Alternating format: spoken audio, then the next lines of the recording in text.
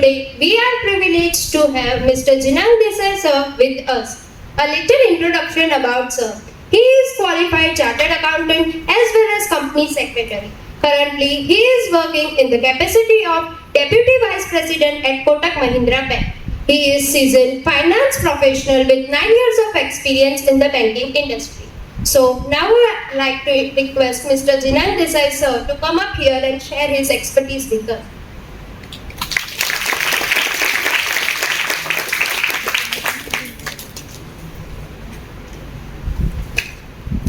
Good afternoon all. First, I want to thank Ketan sir and management of AB School for having me here and allow me to have a good interaction about banking with you all guys. Ganpati Bappa ચલો energy જોરદાર છે તે વાંધો નહીં. તો હું મારા વિશે થોડું બ્રીફ આપી દઉં તમને. હું જીનાંગ દેસાઈ છું, હું ચાર્ટર્ડ એકાઉન્ટન્ટ છું. હું કોટક બેંકમાં છેલ્લા 9 વર્ષથી કાર્યરત છું. મારું ડેઝિગ્નેશન ડેપ્યુટી વાઇસ પ્રેસિડેન્ટ છે અને મારું જે જોબ પ્રોફાઇલ જે છે મારી એ બેઝિકલી એવી છે કે બિઝનેસમેન મારી પાસે લોન લેવા માટે આવે બેંક પાસે, તો મારે બેઝિકલી એ લોકોના જે ફાઇનાન્શિયલ સ્ટેટમેન્ટ્સ હોય તેને એનાલિસિસ કરવાના અને એમને જે પ્રમાણેની લોનની રિક્વાયરમેન્ટ હોય એ પ્રમાણે મારે એ લોકોને એ ફાઇનાન્શિયલ નીડ્સને પ્રોવાઈડ કરવાના. તો આજનો જે આપણું પ્રેઝન્ટેશન છે તે બેઝિકલી બેન્કિંગ પર છે, પણ મારો મેજર ફોકસ જે છે તે લોન્સ, અમે કઈ રીતે લોન્સ આપીએ છીએ. તો તમને ફ્યુચરમાં આફ્ટર ગ્રેજ્યુએશન ઓર આફ્ટર તમે કમ્પ્લીટિંગ CA કે કોમર્સમાં આ વસ્તુ તમને આગળ બહુ કામ લાગશે. તો મારો ઇનહેન્ડ એક્સપિરિયન્સ છે, મારો પ્રેક્ટિકલ એક્સપિરિયન્સ હું તમને શેર કરીશ અને મારું જે પ્રેક્ટિકલ નોલેજ અત્યાર સુધીમાં જે મેં ગેધર કર્યું છે તે. ઓકે, તો પહેલાં આપણે બેન્કિંગની જો શરૂઆત કરીએ તો બેંક વર્ડ ક્યાંથી આવ્યો તો એ સૌથી ઇમ્પોર્ટન્ટ છે. તો બેંક વર્ડ આવ્યો છે ફ્રેન્ચ અને ઇટાલિયન વર્ડ છે. ફ્રેન્ચ વર્ડ છે બેંકો અને ઇટાલિયન વર્ડ છે બેન્ક્યુ. તો બેઝિકલી એનો મતલબ એવો થાય છે કે બેન્ચ અથવા તો મની લેન્ડિંગ ટેબલ. એકચ્યુઅલી કેવું થયું હતું કે ઇનિશિયલી 12th સેન્ચુરીની અંદર ઇટાલિયન અને રોમમાં લોકો બેન્ચ પર બેઠીને મની લેન્ડિંગનો જે બિઝનેસ છે એટલે લોન આપવાનો અને લોન લેવાનો જે બિઝનેસ છે તે કરતા હતા. તો ત્યાંથી આ વર્ડ બેંક આવ્યો. અને આજની વાત કરીએ આપણે તો બેંકનો મતલબ થાય ટ્રસ્ટ. એટલે હું એવું કહી શકું કે I can bank on AB school four delivering great results. So that આ શબ્દ આ વાક્યની અંદર બેંકનો મતલબ થાય ટ્રસ્ટ. સો બેંક આજના જમાનામાં ટ્રસ્ટ તરીકે પણ ઓળખાય છે. બીજું એક બહુ ફેસિનેટિંગ ફેક્ટ છે. આ PPT બનાવ્યું ત્યારે જ મને બી ખબર પડી, એટલે મને લાગ્યું કે અહીંયા હું ઇન્કોર્પોરેટ કરું. તો the oldest bank was incorporated in 2002 was in Banco di Napoli headquartered in Naples, Italy, which had been operating since 1463. એટલે આ બેંક 1463માં શરૂ થયેલી અને કાર્યરત હતી 2002 સુધી. એટલે લગભગ 400 વર્ષ સુધી આ બેંક કાર્યરત હતી. આ એક બહુ ફેસિનેટિંગ ફેક્ટ છે. હવે આપણે બેંકની જો ડેફિનેશન કહીએ તો bank is a financial institution that provides banking and other financial services to customers such as accepting deposits and providing loans. એટલે બેંકનું બેઝિક કામ શું છે તો કસ્ટમર પાસેથી ડિપોઝિટ્સ લેવાની અને જે ડિપોઝિટ્સ આવે એને જે લોન જોઈતી હોય એને એડવાન્સીસ આપવાની. આ બેઝિક એકદમ પ્રાઇમરી ફંક્શન છે બેંકનું. હવે આપણે ઇન્ડિયામાં બેંક ક્યારથી આવી એ જો આપણે જાણવું હોય તો આર્કિયોલોજી જે ડિપાર્ટમેન્ટ છે એ સર્વે કરતું હોય તો એના સર્વે પ્રમાણે આપણે ત્યાં બેન્કિંગ એન્શિયન્ટ ઇન્ડિયાથી છે. એટલે અરાઉન્ડ 2nd સેન્ચુરી BC થી પણ એ પહેલાંથી પણ બેન્કિંગ હતું ઇન્ડિયામાં, પણ એ ખાલી મની લેન્ડિંગ બિઝનેસ હતું. એટલે જેની પાસે વધારે પૈસા છે તે ખાલી લોન આપતું હતું. એક્સેપ્ટિંગ ડિપોઝિટ જે હતું તે નહોતું. જો મોડર્ન બેન્કિંગની આપણે વાત કરીએ તો મોડર્ન બેન્કિંગ જે આપણે ત્યાં આવ્યું ઇન્ડિયામાં એ લેટ 18th સેન્ચુરીમાં આવીને ફર્સ્ટ બેંક જે હતી તે બેંક ઓફ હિન્દુસ્તાન હતી. એ 1770માં ચાલુ થયેલું. અને અત્યારે અલ્હાબાદ બેંક એ જે છે તે સિન્સ ઇન ઓપરેશન છે અને શરૂઆત ત્યારે થઈ હતી 1865માં. સો એને બી અરાઉન્ડ 150 years થઈ ગયા અને doing very good. Allahabad bank તમે કદાચ નામ સાંભળ્યું હોય. અને અત્યારની જો આપણે વાત કરીએ એટ પ્રેઝન્ટ તો બિગેસ્ટ બેંક છે SBI, state bank of India. I hope તમે બધાએ નામ સાંભળ્યું હશે, બરાબર? સો હવે આપણે આગળ વધીએ કેટેગરી. તો બેંકને આમ તો ઘણી કેટેગરીમાં ડિવાઈડ કરી શકે, પણ મેં તમારા ઇઝી અન્ડરસ્ટેન્ડિંગ માટે ઓનરશિપના બેઝિસ પર એટલે કોણ એને બેંકને ઓન કરે છે એના બેઝિસ પર મેં 3 એના ક્રાઇટેરિયા બનાવેલા છે. તો first is public sector bank. એટલે જે બેંક ગવર્મેન્ટ ઓન કરતું હોય તો એને પબ્લિક સેક્ટર બેંક કહેવાય. પ્રાઇવેટ સેક્ટર બેંક એટલે જે પ્રાઇવેટ એન્ટિટીઝ અથવા તો ગ્રુપ ઓફ ઇન્ડિવિજ્યુઅલ્સ એને ઓન કરતા હોય. દાખલા તરીકે હું કોટક બેંકમાંથી આવું છું, તો કોટક બેંક જે છે એના ફાઉન્ડર ઉદય કોટક હતા, તો એ ઉદય કોટક એ પ્રાઇવેટ એન્ટિટી થઈ ગઈ, તો એને પ્રાઇવેટ સેક્ટર બેંક કહેવાય. અને કોઓપરેટિવ બેંક આપણે નવસારીની અંદર વાત કરીએ તો સુરત પીપલ્સ છે, ગણદેવી પીપલ્સ છે. તો આ કઈ રીતનું છે કે સુરતના અમુક લોકો ભેગા થયા અને એ લોકોએ નક્કી કર્યું કે ભાઈ આપણે પ્રાઇવેટ કે જે પબ્લિક સેક્ટર બેંક છે તે આપણું અન્ડરસ્ટેન્ડ નથી કરતા, આપણે જે પ્રમાણેની લોન જોઈએ છે, જે પ્રમાણેની સર્વિસીસ જોઈએ છે, તો એ લોકો ગેધર થયા અને એ લોકો એક નવી બેંક ચાલુ કરવાનો વિચાર કર્યો. તો એ ગ્રુપ ઓફ ઇન્ડિવિજ્યુઅલ્સ મળ્યા, ગ્રુપ ઓફ મેમ્બર્સ મળ્યા અને એક બેંક ચાલુ કરી. એ લોકો એના બેંકના કસ્ટમર પણ છે અને મેનેજર પણ છે, તો એને કહેવાય કોઓપરેટિવ બેંક. તો હવે આપણે આગળ વધીએ કે પ્રાઇમરી ફંક્શન્સ, બેંક શું કરે. તો કોઈ મને કહી શકે બેંક શું કરે, તો વાત લખેલું જ છે, પણ તો બી આમાંથી કેટલા જણા બેંક એક વખત વિઝિટ કરી છે લાઈફ ટાઈમમાં અત્યાર સુધીમાં? ચલો, વેરી ગુડ. તો કોઈ જણાવી શકે બેંક શું કરે, શું ઓપરેશન હોય બેંકનું, શું કામ કરે? આમ તો મારા પ્રેઝન્ટેશનમાં હમણાં સુધી કહી દીધું, તો બી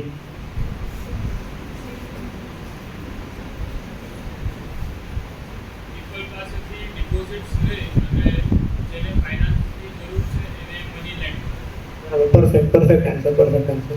તો પ્રાઇમરી ફંક્શન છે એક્સેપ્ટન્સ ઓફ ડિપોઝિટ્સ અને એડવાન્સિંગ ઓફ લોન. આને આપણે આગળની સ્લાઇડ્સમાં આપણે ફર્ધર આપણે અન્ડરસ્ટેન્ડ કરશું. અને બીજું છે એન્સિલરી, એટલે આના રિલેટેડ અથવા તો આનાથી અલગ કઈ સર્વિસીસ. તો ફર્સ્ટ છે ટ્રાન્સફર ઓફ ફંડ્સ. તો ઘણીવાર કેવું થાય કે ગવર્મેન્ટના માટે અથવા તો ફોર એક્ઝામ્પલ મારું અકાઉન્ટ છે કોટક બેંકની અંદર, પણ મારે પૈસા મોકલવા છે કેનેડા, તો એવું બની શકે કે અમુક જ બેંક અલાઉડ હોય અમુક રેમિટન્સીસ કરવા માટે. રેમિટન્સીસ એટલે ફંડ ટ્રાન્સફર કરવા માટે. તો એ વસ્તુ કોણ કરે? તો એ બેંક કરે. પછી collection and payment of different taxes. તો મારે for example income tax pay કરવો છે, મારે જીએસટીનું પેમેન્ટ કરવું છે, તો એ પણ ટ્રાન્ઝેક્શન બેંક કરે.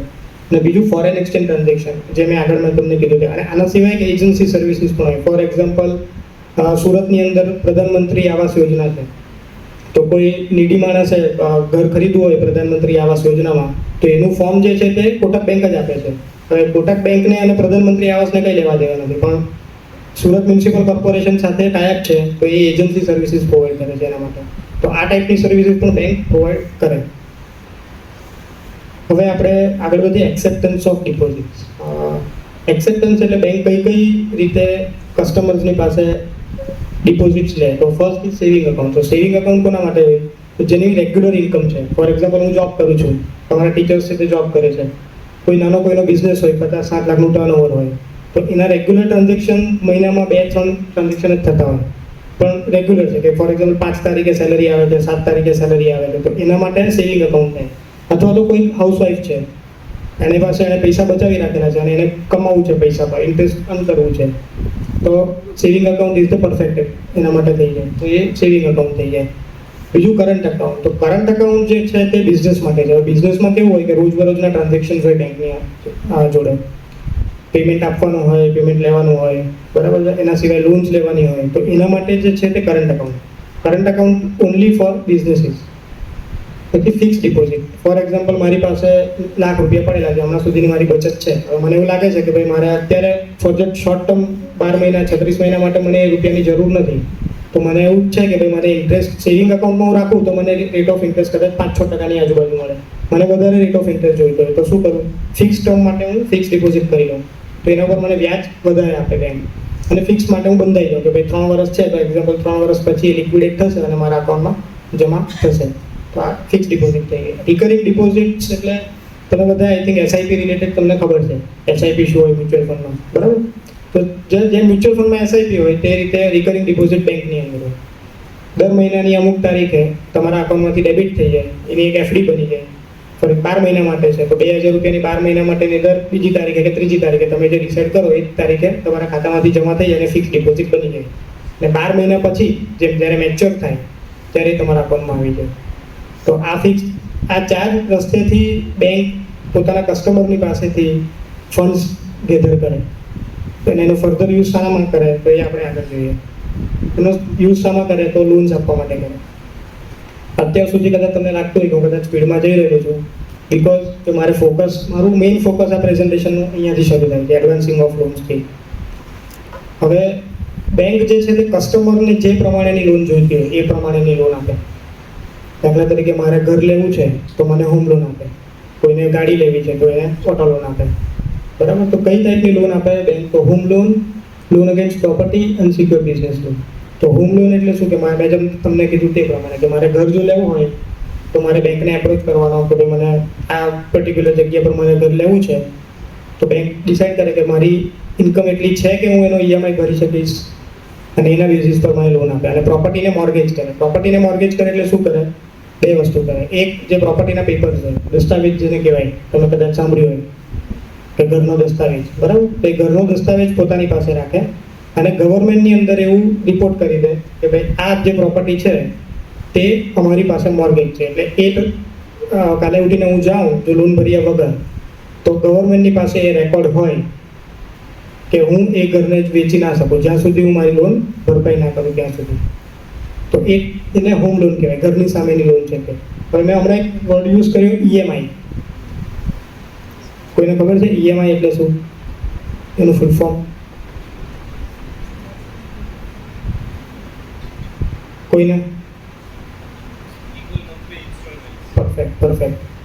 આઈ વોઝ નોટ એક્સપેક્ટિંગ કે આ આન્સર 12th ના 11th ના સ્ટુડન્ટથી આવશે. કેતન સર, તમારું ભણવાનું જોરદાર છે.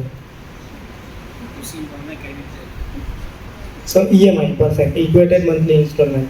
તો હવે મેં હોમ લોન લીધું હોય તો હવે મારે બેંકને ચૂકવવી તો પડે.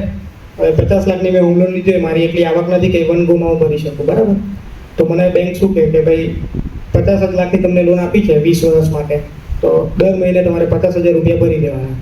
તો એ 50,000 રૂપિયા દર મહિને ભરી દેવાના. That is EMI, that is equated monthly installment, બરાબર. એ જ રીતે છે લોન અગેન્સ્ટ પ્રોપર્ટી. તો લોન અગેન્સ્ટ પ્રોપર્ટી અને હોમ લોન, એ બેમાં શું ફરક? તો પહેલો ફરક એ કે હોમ લોન ખાલી હાઉસ માટે આપે, એટલે રેસિડેન્શિયલ પ્રોપર્ટી જેને કહેવાય છે. તો એના સિવાય બીજી કઈ પ્રોપર્ટી હોય તો કોમર્શિયલ પ્રોપર્ટી હોય, દુકાન જેમ થઈ ગઈ. બીજું ઇન્ડસ્ટ્રીયલ પ્રોપર્ટી હોય, ફેક્ટરી થઈ ગઈ. કોઈ સ્પેશિયલાઇઝ પ્રોપર્ટી છે, એક્ઝામ્પલ આ સ્કૂલની પ્રોપર્ટીને સ્પેશિયલાઇઝ પ્રોપર્ટી તરીકે, બેંક એને સ્પેશિયલાઇઝ પ્રોપર્ટી કહે. તો એ ટાઈપની પ્રોપર્ટી પર જે લોન આવે એને કહેવાય લોન અગેન્સ્ટ પ્રોપર્ટી. ફર્ધર, જો મારી પાસે એક ઘર છે ઓલરેડી, એના ઉપર કોઈ લોન ચાલતી નથી અને હું બિઝનેસમેન છું, મને બિઝનેસમાં જરૂરિયાત છે પૈસાની, તો હું શું કરીશ? બેંકને કહીશ કે ભાઈ આ મારી પાસે પ્રોપર્ટી છે, તમે એને મોર્ગેજ કરી દો, દસ્તાવેજ તમે રાખો અને મને પૈસા આપો, હું તમને ઈએમઆઈથી ચૂકવી દઈશ અમુક વર્ષમાં. તો એને પછી કહેવાય લોન અગેન્સ્ટ પ્રોપર્ટી. જે બેંકે મને લોન આપી એક પ્રોપર્ટીની સામે આપી, એટલે એને કહેવાય લોન અગેન્સ્ટ પ્રોપર્ટી. પછી છે અનસિક્યોર્ડ બિઝનેસ લોન. હવે અનસિક્યોર્ડ બિઝનેસ લોન એટલે શું કે એક્ઝામ્પલ, કોઈ એપલનો રિટેલર છે, બરાબર. ગુરુ મોબાઈલ છે આપણે નવસારીમાં. હવે ગુરુ મોબાઈલને એપલનો જે ડિસ્ટ્રીબ્યુટર છે એણે એવું કીધું કે ભાઈ દિવાળી આવેલી છે તો તમે 15 દિવસમાં જો મારી પાસે 100 થી 200 મોબાઈલ લેવો તો તમને હું 10% એડિશનલ ડિસ્કાઉન્ટ આપી દઈશ. તો ગુરુ મોબાઈલ છે એક્ઝામ્પલ, એક મોબાઈલનો રિટેલર છે, એની પાસે ફંડ્સ નથી અત્યારે, એટલા ફંડ્સ નથી કે 100 મોબાઈલને એકસાથે બાય કરી શકે. તો એ બેંકને એપ્રોચ કરે કે ભાઈ મારી પાસે કમાવાની ઓપોર્ચ્યુનિટી છે, મારે ગુમાવવી નથી, તો તમે મને હેલ્પ કરો. તો બેંક શું એને કહી શકે કે ભાઈ એક કામ કરો, અનસિક્યોર્ડ બિઝનેસ લોન હું તમને આપી દઉં, રેટ ઓફ ઇન્ટરેસ્ટ એનો વધારે હશે, પણ તમને તરત 2 થી 3 દિવસમાં તમને લોન આપી દઉં અને તમને 2 થી 3 વર્ષમાં તમારે એને ચૂકવી દેવાની ઈએમઆઈથી. તો આ રીતનું જે ટ્રાન્ઝેક્શન થાય વિધાઉટ એની સિક્યોરિટી, બેંક એક પણ સિક્યોરિટી કોઈ પ્રોપર્ટી મોર્ગેજમાં નથી મૂકતી અને લોન આપે છે, તો એને કહેવાય અનસિક્યોર્ડ બિઝનેસ લોન. હવે આ ત્રણમાં સૌથી વધારે રેટ ઓફ ઇન્ટરેસ્ટ કોનો હોય? તો અનસિક્યોર્ડ બિઝનેસ લોન હોય. કેમ? તો જ્યાં રિસ્ક હોય ત્યાં ઈસ્ટો હોય પણ રેટ ઓફ ઇન્ટરેસ્ટ બી વધારે હોય. કેમ? કારણ કે હોમ લોન છે અને લોન અગેન્સ્ટ પ્રોપર્ટી છે, તો બેંકની પાસે શું છે? પ્રોપર્ટી છે. કાલે ઉઠીને જો ડિફોલ્ટ થશે તો બેંક એને સેલ કરીને પોતાનું રિકવર કરી લેશે પૈસા. પણ અનસિક્યોર્ડ બિઝનેસ લોનમાં એવું થવાનું નથી, કારણ કે બેંકની પાસે કોઈ પ્રોપર્ટી નથી. તો એ જે પ્રીમિયમ ચાર્જ કરે બેંક એ રિસ્ક લેવા માટે, તો જ્યારે તમને હાઉસિંગ લોન અને લોન અગેન્સ્ટ પ્રોપર્ટી 9 થી 10% વચ્ચે મળે, જ્યારે અનસિક્યોર્ડ બિઝનેસ લોન 14 થી 15% વચ્ચે મળે, બરાબર છે. પછી છે ક્રેડિટ કાર્ડ. ક્રેડિટ કાર્ડ એટલે મોબાઈલ લેવો હોય તો ક્રેડિટ કાર્ડ પર કેશબેક આવે, આપણે એટલું સાંભળીએ રોજબરોજની દુનિયા, બરાબર છે. અને ઓનલાઈન આપણે સેમસંગના મોબાઈલની બી એડવર્ટાઇઝમેન્ટ આવે તો એવું આવે 5,000નું અપ ટુ કેશબેક. એ ક્રેડિટ કાર્ડ. હવે ક્રેડિટ કાર્ડ એટલે શું કે બાય નાઉ પે લેટર, આજે બાય કરો, પૈસા પછી આપજો. એમાં બેંક ઇન્ટરેસ્ટ કોઈ ચાર્જ નથી કરતું 45 ડેઝ 30 ડેઝ સુધી. તો એમાં કમાઈ કેવી રીતે છે બેંક? તો બેંક જે માણસ ડિલે કરે ફોર એક્ઝામ્પલ મેં ફર્સ્ટ પહેલી તારીખે કોઈ મોબાઈલ ખરીદ્યો એનું મારું પેમેન્ટ ડ્યુ છે આવતા મહિનાની પહેલી તારીખે, એટલે ઓક્ટોબરની ફર્સ્ટે મારું પેમેન્ટ ડ્યુ છે અને હું જો પહેલી તારીખ ચૂકી ગયો તો પછી બેંક મને ચાર્જ કરે અને એ ચાર્જ હોય 42% અપ ટુ 42%, એટલે 2 વર્ષમાં પૈસા ડબલ થઈ જાય. જો કોઈ દેશી ભાષામાં કહું તો ₹100 રોકું તો 100 ના 142 થઈ જાય એમ, એટલું રેટ ઓફ ઇન્ટરેસ્ટ ચાર્જ કરે. તો બેંક કમાય કેવી રીતે ક્રેડિટ કાર્ડમાં? તો આ રીતે કમાય. જે લોકો પૈસા ટાઈમ પર નહીં ભરે એનાથી બેંક પૈસા કમાય. બરાબર. પછી છે loan against deposit. Loan against deposit એટલે આપણે આગળ વાત કરી ફિક્સ ડિપોઝિટ, રિકરિંગ ડિપોઝિટ. બરાબર. હવે મારી પાસે ફોર એક્ઝામ્પલ 10 લાખ રૂપિયા છે, મારી એફડી છે અને મને પૈસાની જરૂર પડી, તો હું બે રીતે either એફડીને લિક્વિડેટ કરી દઉં તો મારી પાસે તરત પૈસા આવી જાય, અથવા તો એની સામે લોન લઈ લઉં. 10 લાખની સામે મેં લોન લઈ લીધી, પણ આ એડવાઇઝેબલ નથી. કેમ એડવાઇઝેબલ નથી હું તમને કહું. બેંક મને ફિક્સ ડિપોઝિટ પર જે રેટ ઓફ ઇન્ટરેસ્ટ આપે છે, જે મને પૈસા કમાવા દે છે ઇન્ટરેસ્ટ, તે છે 7% કે મેક્સિમમ 7.5%. પણ હું જ્યારે લોન લઉં છું એ જ ફિક્સ ડિપોઝિટ પર, મારા પૈસા પર હું જ્યારે લોન લઉં છું ત્યારે મને બેંક ચાર્જ કરે છે 9%. તો કેટલો ફરક પડ્યો? 2%. બરાબર. એટલે મારા પૈસા મને બેંકે આપ્યા 1% વધારે, એનું કોઈ લોજિક નથી. So it is not advisable કે લોન અગેન્સ્ટ ડિપોઝિટ લે. હા, પછી કંઈ અધર દેન ધીસ કંઈ રીઝન હોય તો વસ્તુ અલગ છે. હવે છે working capital finance. Working capital finance એ સૌથી ઇમ્પોર્ટન્ટ સબ્જેક્ટ છે આજના પ્રેઝન્ટેશનનો અને મને ગમતો. ને હું એટલું તમને ગેરંટી આપું કે ઇવન ઘણા ચાર્ટર્ડ એકાઉન્ટન્ટ્સને બી હું આજે જે તમને થોડુંક ઓવરવ્યૂ આપવાનો છું, એ કદાચ સીએ છે કે કોઈ બિઝનેસમેન છે જેનું 100 CR, 200 CR, 500 CRનું ટર્નઓવર છે, કદાચ એને પણ ના ખબર હોય. કારણ કે જો એને ખબર હોય તો એ આ બેંકની ફેસિલિટી યુઝ કરીને વધારે પૈસા બનાવી શકે. તો આ જે વસ્તુ છે તમને પોસિબલ છે કે થોડુંક બાઉન્સ જાય, પણ તમારે યાદ રાખજો કે ઓકે આવું બધું કંઈક હું ભણેલો છું અને ઘરે જઈને ટાઈમ મળે તો ગૂગલ કરી દેજો. Working capital finance. પહેલાં વર્કિંગ કેપિટલ એટલે શું? કોઈ કાર્યકારી મૂડી. જો આપણે ગુજરાતી મીડિયમમાં જ ભણેલો છું, કાર્યકારી મૂડી કહેવાય. એના કોઈ કહી શકે વર્કિંગ કેપિટલ, કાર્યકારી મૂડી એટલે શું?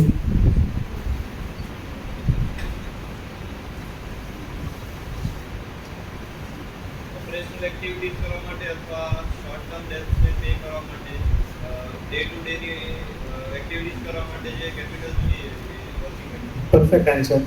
હવે આપણે જો મેથ્સની ભાષામાં કહીએ તો current asset minus current liability એટલે વર્કિંગ કેપિટલ. હવે એને આપણે જો એમણે જે પહેલાં, તમારું નામ શું? કેવલ વિજ્ઞાન. ઓકે, પરફેક્ટ આન્સર આપ્યો ભાઈ, એકદમ કોન્સેપ્ચ્યુઅલ આન્સર. વર્કિંગ કેપિટલ એટલે શું? આપણે એને બે વર્ડ છે, વર્કિંગ અને કેપિટલ. તો કેપિટલ એટલે ફંડ્સ એટલે પૈસા. બરાબર. અને વર્કિંગ એટલે ડે ટુ ડે ઓપરેશનમાં જે જરૂર પડે તે. ડે ટુ ડે ઓપરેશનમાં બિઝનેસમેનને જે જરૂર પડે તેને વર્કિંગ કેપિટલ કહેવાય. ડે ટુ ડે ઓપરેશનમાં કઈ વસ્તુ કરે બિઝનેસમેન? મટીરિયલ પરચેસ કરે અને મટીરિયલ સેલ કરે. બરાબર. બિઝનેસમેન આ જ વસ્તુ કરે ડે ટુ ડે ઓપરેશનમાં. તો મટીરિયલ પરચેસ અને સેલની અંદર જે મૂડી વપરાય એને કહેવાય વર્કિંગ કેપિટલ. તો બેંક શું કરે કે પોતાના પૈસા તો બિઝનેસમેનને લાગેલા જ હોય, પણ ઘણીવાર કેવું થાય કે મારી પાસે ₹100 મારા લાગેલા છે બિઝનેસની અંદર, પણ મારી પાસે ઓપોર્ચ્યુનિટી છે ટર્નઓવર કરવાની ₹500ની, તો મને એડિશનલ પૈસાની રિક્વાયરમેન્ટ પડે.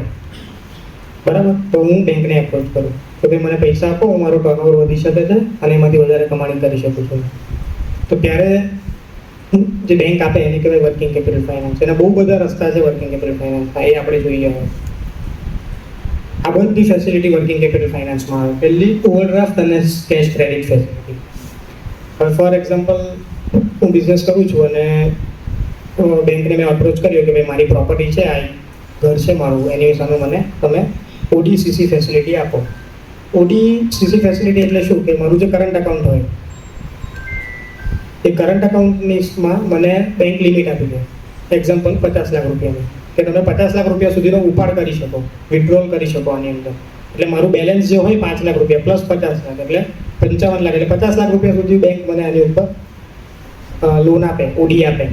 અને ચાર્જ શું કરે? એવરી મંથ મને જેટલું યુટિલાઇઝેશન હોય મારું, જેટલું મેં ફંડ્સ યુઝ કરી રહ્યા હોય, ફોર એક્ઝામ્પલ આખા મહિનામાં મેં ₹40 લાખ વાપર્યા હોય તો 40 લાખ પર મને વ્યાજ ગણીને 31મી તારીખે મને ચાર્જ કરે. અને એવરી યર એ રિન્યૂ કરે.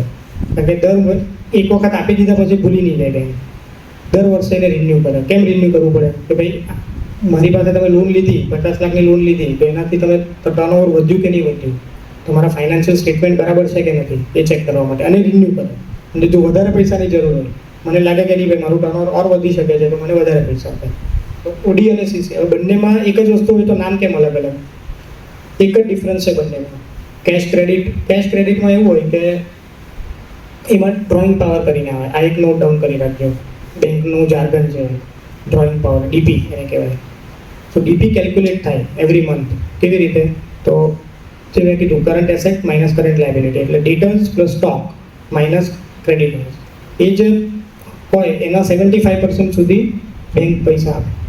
તો એ જે 75% જે તમે કરો તેને કહેવાય ડીપી. એટલે 1 કરોડ રૂપિયા મને એક્ઝામ્પલ આપ્યા હોય બેંકે, પણ મારું આ મહિનાનું સ્ટોક સ્ટેટમેન્ટ એવું કહેતું હોય કે ભાઈ આને જરૂરિયાત તો ખાલી 75 લાખ રૂપિયાની જ છે, તો મારી ડીપી એને ડ્રોપ કરીને સીધી 75 લાખ કરી દે.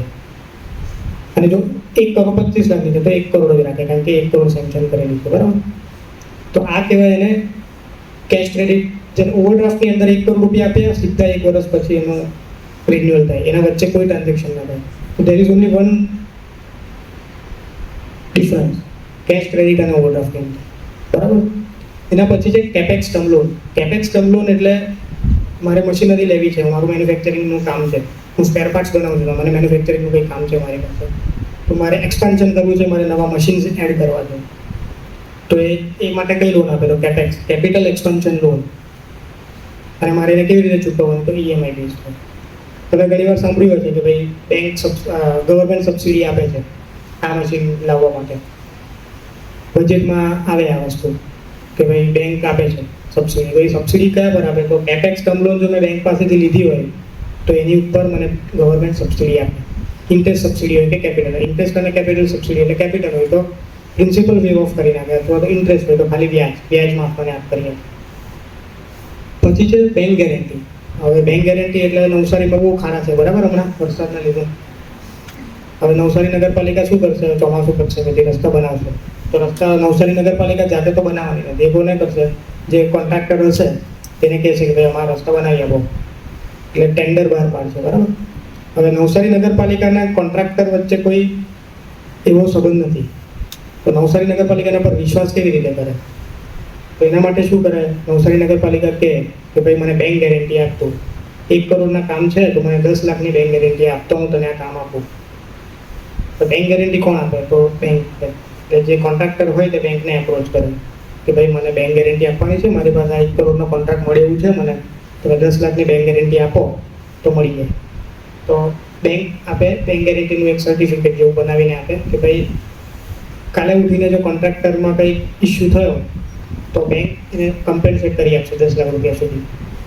તો એની કહેવાય બેંક ગેરંટી. એટલે બેંકે કોન્ટ્રાક્ટરના બિહાફ પર નગરપાલિકાને ગેરંટી આપી, એને કહેવાય બેંક ગેરંટી. પછી છે letter of credit. Letter of credit એટલે શું? કે મારે હું અહીંયા નવસારીમાં બેઠો છું, હું ટેક્સટાઇલનો ધંધો કરું છું, મારે માલ મંગાવવો છે ત્યાંથી કલકત્તાવાળો મને ઓળખતો નથી, બરાબર? હું એને નથી ઓળખતો, મને કશેથી કોન્ટેક્ટ મળ્યો એટલે મેં ફોન કર્યો કે ભાઈ મારે 50 લાખ રૂપિયાનું મટીરિયલ મને સપ્લાય કરો, બરાબર? એ મને ઓળખતો નથી એટલે મારા પર વિશ્વાસ કઈ રીતે કરે, બરાબર? એટલે એ શું કહે કે ભાઈ તું 60 ડેઝ પછી મને 7 દિવસ પછી પૈસા આપવાની વાત કરે એ ખોટી, તું તરત આપ. હું કહ્યું કે ભાઈ મારે તરત તો અપાય એવું છે નથી. તો કે બધી લેટર ઓફ ક્રેડિટ આપ મને, એવી કંઈક બાંહેધરી આપ કે જેથી મારા પૈસા સિક્યોર છે તેવું મને ખબર પડે. તો હું શું બેંક પાસે જાઉં, મને કહું કે ભાઈ મને લેટર ઓફ ક્રેડિટ આપો, એટલે મને 50 લાખની એલસી આપે. એલસી એક એવી એક જાતનું સર્ટિફિકેટ છે, એ સર્ટિફિકેટ હું આપું, કલકત્તા મોકલી આપું પેલા ભાઈને, એટલે પેલા ભાઈને શાંતિ થઈ જાય કે ઓકે ચલો આ ભાઈ નહીં આપશે તો બેંક તો આપવાની જ છે પૈસા, એટલે મને મટીરિયલ સપ્લાય કરી દે. હવે એના પછી છે લેટર ઓફ ક્રેડિટ બિલ ડિસ્કાઉન્ટિંગ. કલકત્તાના વેપારી પાસે તો પૈસા તો આવ્યા નથી, બરાબર? આવ્યું છે ખાલી ફરફરિયું. હવે ફરફરિયાનું તો શું કરવાનું? કંઈ નહીં કરાય. હવે એવું ધારો કે એની પાસે બીજો એક ઓર્ડર આવ્યો અને એની પાસે પૈસા નથી, મારી પાસે તો પૈસા માંગી શકે એવું છે નહીં, કારણ કે મેં તો 7 દિવસની એની ઉધારી પર માલ લીધેલો છે, બરાબર ને? હવે શું કરે? તો એ બેંક પાસે જાય કે ભાઈ આ ફરફરિયું મારી પાસે છે, ભાઈ એનું કંઈ કરી આપતું દોસ્ત, જો કંઈ થતું હોય તો બેંક શું કહે કે ભાઈ એક કામ કરો, તમને પેલા ભાઈ પૈસા આપવાના, એ પૈસા આપે કે નહીં આપે, બેંકે ગેરંટી આપેલી છે, બેંકે લેટર ઓફ ક્રેડિટ આપેલી છે, એલસી ઇસ્યુ કરેલી છે, અને એલસી પણ કહેવાય, એલસી ઇસ્યુ કરેલી છે. તો એટલે પૈસા આવવાના એ પાક્કું છે, આજે નહીં ને 7 દિવસ પછી. તો બેંક શું કરે? 7 દિવસનું વ્યાજ કાપી લે 50 લાખનો માલ હોય તો 49 લાખ રૂપિયા કલકત્તાના જે વેપારી છે એને આપી દે, એટલે કલકત્તાનો વેપારી પણ છૂટો, એને પણ પૈસા મળી ગયા. અને જો હું ડિફોલ્ટ કરું અહીંયા, જો હું પૈસા ના ભરું એને, તો મારી લેટર ઓફ ક્રેડિટ છે કલકત્તાની બેંક પાસે, બરાબર, તો એ બેંકને એને લિક્વિડેટ કરી દે. મારી બેંકને કહે કે ભાઈ આ તમે લેટર ઓફ ક્રેડિટ આપેલો, આ માણસે પૈસા ભર્યા નથી, તમે આના પૈસા મને ચૂકતે કરો. તમે નીરવ મોદીનું નામ સાંભળેલું બધા? તો નીરવ મોદીએ જે ફ્રોડ કરેલું ને 11,000 કરોડનું, તે આ જ હતું, LCBD. પણ ફરક એટલો હતો, મેં તમને એક્ઝામ્પલ આપ્યું સુરત અને કલકત્તાનો. એ માણસે સુરત અને બહારની ફોરેનની બેંક જોડે કરેલું. એટલે એણે શું કરેલું, અહીંયાથી PNB, પંજાબ નેશનલ બેંક, એની પાસે એણે LC ઇસ્યુ કરાવેલું કે ભાઈ હું આ માણસને પૈસા આપવાનો છું, મારે પૈસા આપવાના છે, તમે LC ઇસ્યુ કરો. અથવા તો સામે મારે એક્સપોર્ટ કરવાનું છે, સામેવાળો મને LC આપે છે, મને LCBD ડિસ્કાઉન્ટિંગ આપો, લેટર ઓફ ક્રેડિટ ડિસ્કાઉન્ટિંગ. અને એકચ્યુઅલ મટીરિયલની જે હેરાફેરી, જે મટીરિયલ ત્યાં જવું જોઈએ તે જો પેલું જ નહીં. અને એણે શું કર્યું નીરવ મોદીએ, LC લઈને બધી ડિસ્કાઉન્ટિંગ પંજાબ નેશનલ બેંક પાસે કરાવી દીધી. પંજાબ નેશનલ બેંકની એક ભૂલ કે એણે ચેક કરવું જોઈતું હતું, પણ એ નામ બહુ મોટું હતું નીરવ મોદીનું, એટલે એમાં ચેક નહીં કર્યું અને ફ્રોડ થયું. તો આ જે લેટર ઓફ ક્રેડિટ અને LCBD ખબર પડી બધાને? હવે છે બીજું એક સપ્લાય ચેન ફાઇનાન્સ. આ બહુ ઇન્ટરેસ્ટિંગ વસ્તુ છે. સપ્લાય ચેન ફાઇનાન્સ એટલે દરેક ટ્રાન્ઝેક્શનમાં બે પાર્ટી હોય, બરાબર, એક બાયર અને એક સેલર. હવે ફોર એક્ઝામ્પલ આગળની જે આપણે બધી ફેસિલિટી જોઈ એમાં મારી પાસે પ્રોપર્ટી હોવી જરૂરી છે, અથવા તો મારે FD આપવી પડે દરેકે દરેક. ખાલી છેલ્લું LCBD જે છે તેના સિવાય, કારણ કે LCBDમાં તો ઓલરેડી મારી પાસે LC છે, it is as well as FD, બરાબર છે. એટલે તો આ ઉપરની જે બધી ફેસિલિટી છે એ મને બેંક ત્યારે જ આપે જ્યારે મારી પાસે પ્રોપર્ટી હોય. હવે મારી પાસે પ્રોપર્ટી નથી, તો મારે બિઝનેસ સારો છે, તો શું કરવાનું? તો હું સપ્લાય ચેન ફાઇનાન્સ લઈ શકું બેંકની પાસે. પણ આની અંદર એક કન્ડિશન છે, જે પરચેઝર અને સેલર એ બે પાર્ટી થઈ, એમાંથી એક પાર્ટી OEM હોવી જોઈએ. OEM આ એક નવું હોય. OEM એટલે શું? Original equipment manufacturer. બેમાંથી એક પાર્ટી OEM હોવી જોઈએ. હવે આપણે ટાટાની ગાડીનું એક્ઝામ્પલ લઈએ સમજવા માટે. ટાટાની ગાડી, બરાબર ને? તો ફોર એક્ઝામ્પલ એવું ધારો કે તમારામાંથી કોઈ એક સ્પેર પાર્ટ બનાવે છે અને ટાટાને સપ્લાય કરે છે, ટાટાની ગાડીમાં એ બધા લાગે છે. હવે ટાટા જે છે તે પેમેન્ટ કરે છે 7 દિવસની અંદર અથવા તો 30 દિવસની અંદર, બરાબર. અને મને પૈસાની જરૂરિયાત છે તરત. અને હું ટાટાને કહું છું કે ભાઈ મને દોસ્ત તું તરત પૈસા જો આપે તો તને ડિસ્કાઉન્ટ આપું 5%. એટલે ટાટા કે હા યાર વસ્તુ 5% ડિસ્કાઉન્ટ છે, કંઈ મટીરિયલ મળતો હોય તો સારું, મારું માર્જિન વધી જાય. તો ટાટા વિચારે કે યાર પૈસા તો છે નહીં હમણાં અને આપવા માટે, તો આપણે એક ગોઠવણ કરીએ. એટલે ટાટા શું કરે, બેંકને એપ્રોચ કરે કે ભાઈ હું આ 100 જણા છે જેની પાસેથી સ્પેર પાર્ટને પરચેસ કરું છું. બેંકને ખબર છે, બેંકે ટાટાના ફાઇનાન્શિયલ્સને એનાલિસિસ કરેલા છે, ટાટાની પાસે પ્રોપર્ટી છે. તો ટાટા બેંક શું કરે, ઠીક છે તમારી ગેરંટી છે? ટાટા કે હા વાંધો નથી. તમારી પાસે મારું સેલ્સનું બિલ આવે, કોઈ માણસે મને માલ વેચેલો હોય એવું તમને દેખાય, તો તમારે એ માણસને પૈસા આપી દેવાના, બરાબર. તો હવે એટલે મને ટાટા કહે કે ભાઈ જો આ બેંક પાસે જા, તું કોટક બેંક પાસે જા, મારું સેટિંગ છે એની જોડે, તું મારું સેલ્સનું બિલ બતાવજે, એ તને પૈસા આપી દેશે. તો એને કહેવાય સેલ્સ બિલ ડિસ્કાઉન્ટિંગ. એટલે શું કર્યું મેં ટાટાને 10 લાખ રૂપિયાનો મટીરિયલ વેચ્યો અને એ બિલ જે મેં બનાવેલું એ બિલ મેં કોટક બેંકને આપ્યું કે ભાઈ આ મેં ટાટાને આ મટીરિયલ સપ્લાય કરેલો છે, એનું પેમેન્ટ આવશે 7 દિવસમાં, તો મને પૈસાની જરૂર છે હમણાં ને હમણાં. એટલે બેંક શું કરશે, આમાં 3 જણાને ફાયદો છે. બેંકને પણ ફાયદો છે, બેંક એના પર 7 દિવસનું વ્યાજ કમાશે. બેંક મને પૂરેપૂરા 50 લાખ રૂપિયા કે 7 લાખ જેટલાનું મટીરિયલ છે એટલા નહીં આપે, એમાંથી વ્યાજ કાપી લેશે 7 દિવસનું. 10% લે કે 7 દિવસનું વ્યાજ મને કાપી લેશે અને એટલા બાકીના પૈસા મને આપી દેશે. તો મારો શું ફાયદો છે કે એ જો પૈસા આવે તો હું બીજો કોન્ટ્રાક્ટ લઈ શકું, બીજો મટીરિયલ સપ્લાય કરી શકું. ટાટાને શું ફાયદો છે, ટાટાને તો 10% બચી ગયા, તરત પૈસા આપી દીધા એને. તો એક રીતે જોવા જાવ તો એટલે તો આને કહેવાય સેલ્સ બિલ ડિસ્કાઉન્ટિંગ. બીજું છે પરચેઝ ઓર્ડર ડિસ્કાઉન્ટિંગ. પરચેઝ ઓર્ડર એટલે શું કે ફોર એક્ઝામ્પલ બહુ મોટી મશીન, ટાટા એક ગાડી બનાવવા માટેની એક મોટી મશીનરી પરચેસ કરવા માંગે છે મારી પાસે. હવે એણે ઓર્ડર તો આપી દીધો મને કે ભાઈ આ 1 કરોડનો ઓર્ડર છે, મને તારે મશીન બનાવીને આપવાનું છે 6 મહિનાની અંદર. તો પરચેસ આટલો મોટો ઓર્ડર છે તો મારી પાસે એટલા પૈસા નથી, પણ એને ખબર છે કે આ માણસ એક્સપર્ટ છે, આ જ બનાવી શકે, તો એ શું કરે? સેમ ટ્રાન્ઝેક્શન કરે. બેંકની પાસે જાય અને કે મારે આની પાસે મશીનરી લેવાની છે ભાઈ, તો કંઈક ગોઠવણ કર, મારો ઓર્ડર આવશે તારી પાસે કે આ માણસ પાસે હું પરચેસ કરવાનો છું, બરાબર છે? તો પરચેસ ઓર્ડર પર પણ બેંક જે છે તે પૈસા આપે, તો એને શું કહેવાય? Purchase order discounting. Sales bill ડિસ્કાઉન્ટિંગમાં શું હતું? સેલ થઈ ગયું, મટીરિયલ સપ્લાય થઈ ગયો, એનું બિલ જનરેટ થઈ ગયું. પરચેસ ઓર્ડરમાં એવું છે કે ખાલી ઓર્ડર જ છે મારી પાસે, 50 લાખનો ખાલી ઓર્ડર જ છે, પણ ઓર્ડર એક્ઝિક્યુટ થશે અને એના પૈસા આવશે, એના બેઝ પર બેંક મને પૈસા આપી દે. તો આ બધી વસ્તુ મારે પ્રોપર્ટી આપવાની એમાં કોઈ જરૂર નથી. હું જેમ વેપારી, નાનો વેપારી છું, મને મારે પૈસા આપવાની કોઈ જરૂર નથી. ટાટાની ગેરંટી પર મને પૈસા મળે છે. એના પછી છે ટ્રેડ એડવાન્સ અને ડીલર ફાઇનાન્સ. ટ્રેડ એડવાન્સ આ બી વસ્તુ જે છે તે ગાડીમાં જ મેઇન વપરાય. અત્યાર સુધી શું કર્યું કે ટાટા જે છે તે પરચેસ કરતું હતું, બરાબર? ટાટા પરચેસ કરતું હતું સ્પેર પાર્ટ અથવા મશીનરી. હવે ટાટા મટીરિયલને વેચે છે, ગાડી વેચે છે. ગાડી ટાટા કોને ગાડી વેચે? તો એ ડીલરને વેચે. તમારે ત્યાં અહીંયા પણ ડીલર હશે નવસારીમાં, બરાબર? હવે જે ડીલર છે તેની પાસે ટાટા કહે છે કે ભાઈ તું દિવાળી છે, દિવાળીમાં બધાને ઇન્સેન્ટિવ મળતા હોય, તો કહે કે ભાઈ તું 100 ગાડી ઊંચે એક સાથે, તો તને ડિસ્કાઉન્ટ કરી આપો, અને ઇન્સેન્ટિવ ઉપરથી આપવા તે અલગ. પણ ડીલર છે એ કહે છે કે ભાઈ મારી પાસે દોસ્ત એટલા પૈસા થોડી છે 100 ગાડી એક સાથે ખરીદું એના. તો ટાટા કહે છે કે ચાલો એની બી તને ગોઠવણ કરી આપો, તું ચિંતા નહીં કર. એટલે એ શું કરે? ટાટા પાછું બેંક પાસે જાય કે ભાઈ મારા 50 ડીલર છે, ઓથોરાઇઝ ડીલર છે, જે લોકો ટાટાની ગાડી વેચે છે, બરાબર? તારે શું કરવાનું? મને જે ડીલર ફાઇનાન્સ અથવા ટ્રેડ એડવાન્સ તારે આપવાનું, અને એનો ફાયદો એ છે કે એ પૈસા મારી પાસે જ આવવાના છે, ટાટાની પાસે જ આવવાના છે. એ તારી સિક્યોરિટી કે ભાઈ હું ગાડી જ આપવાનું છું એની સામે, બીજું કંઈ ટ્રાન્ઝેક્શન કસ્ટમર કરવાનો નથી. તો એ થઈ ગયું ટ્રેડ એડવાન્સ અને ડીલર ફાઇનાન્સ. પાછું અહીંયા એ કે ઓડી ને સીસીમાં બે નામ કેમ સેમ વસ્તુ? તો આમાં એવું છે કે ટ્રેડ એડવાન્સ અને ડીલર ફાઇનાન્સમાં એક અંતર છે.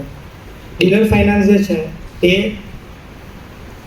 ગાડી આવી ગઈ, પૈસા આપી દીધા, પછી મારે તો ડીલરે તો પૈસા ચૂકવવાના ને બેંકને, તો એ કેવી રીતે ચૂકવે? તો એ 7 કે 90 દિવસનો ધારો હોય, દરેક બેંકનો અલગ અલગ હોય.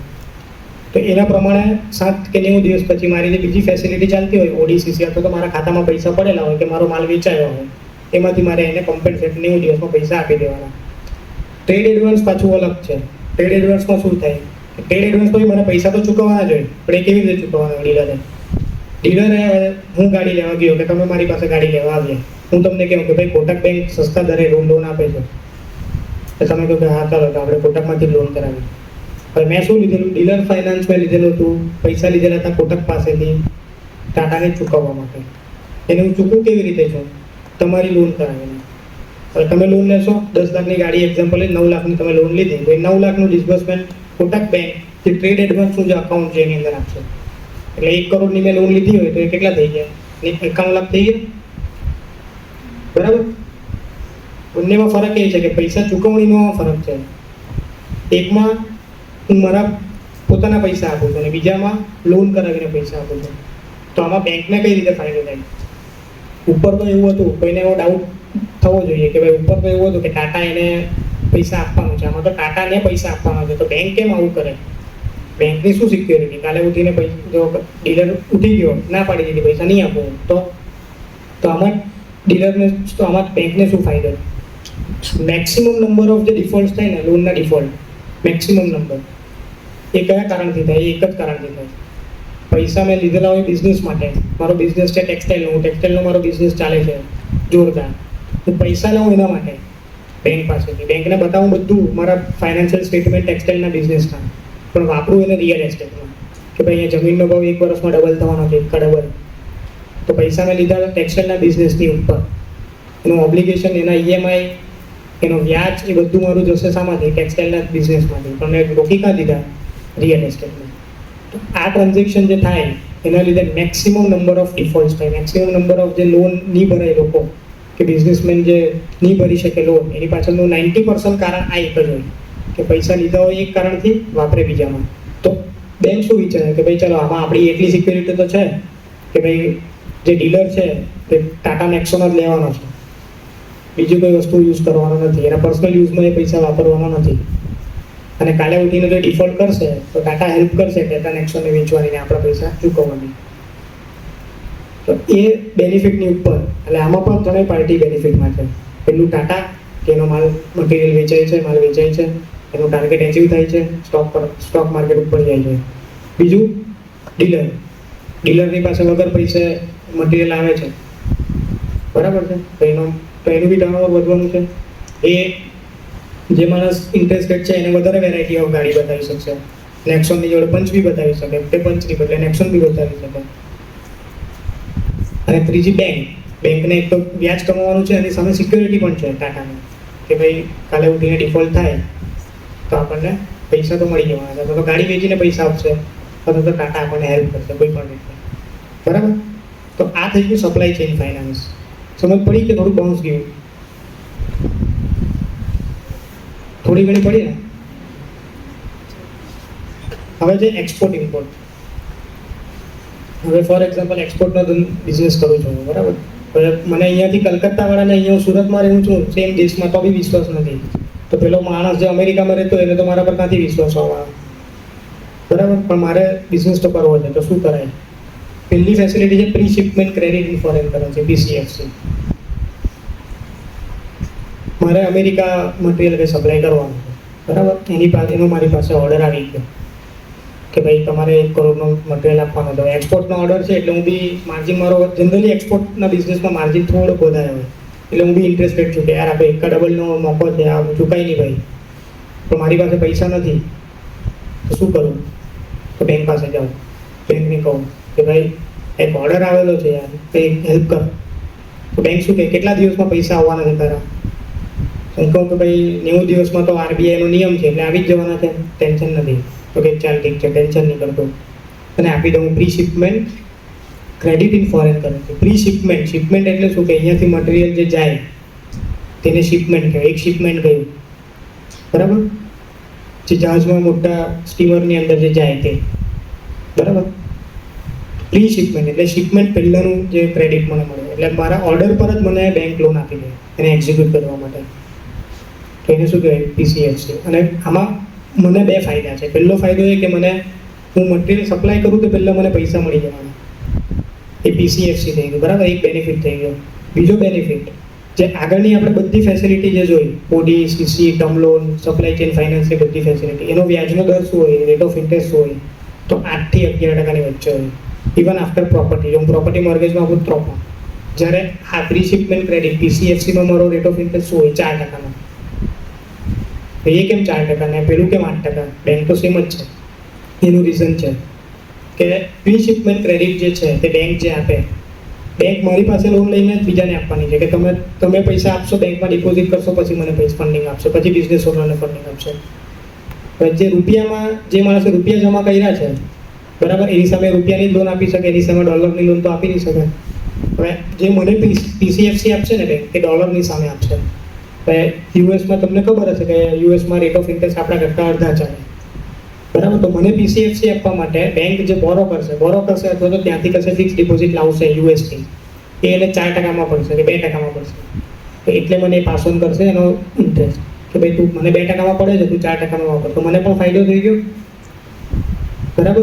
મારો રેટ ઓફ ઇન્ટરેસ્ટ 8%થી 4% થઈ ગયો એટલે મને પણ ફાયદો થઈ ગયો, બરાબર. અને બેંકને સિક્યોરિટી છે કે ભાઈ મારી જે પેમેન્ટ આવશે, યુએસમાં એક્સપોર્ટ કર્યું છે તો પેમેન્ટ કંઈ રૂપિયામાં તો આવવાનું નથી, પેમેન્ટ આવશે ડોલરની અંદર.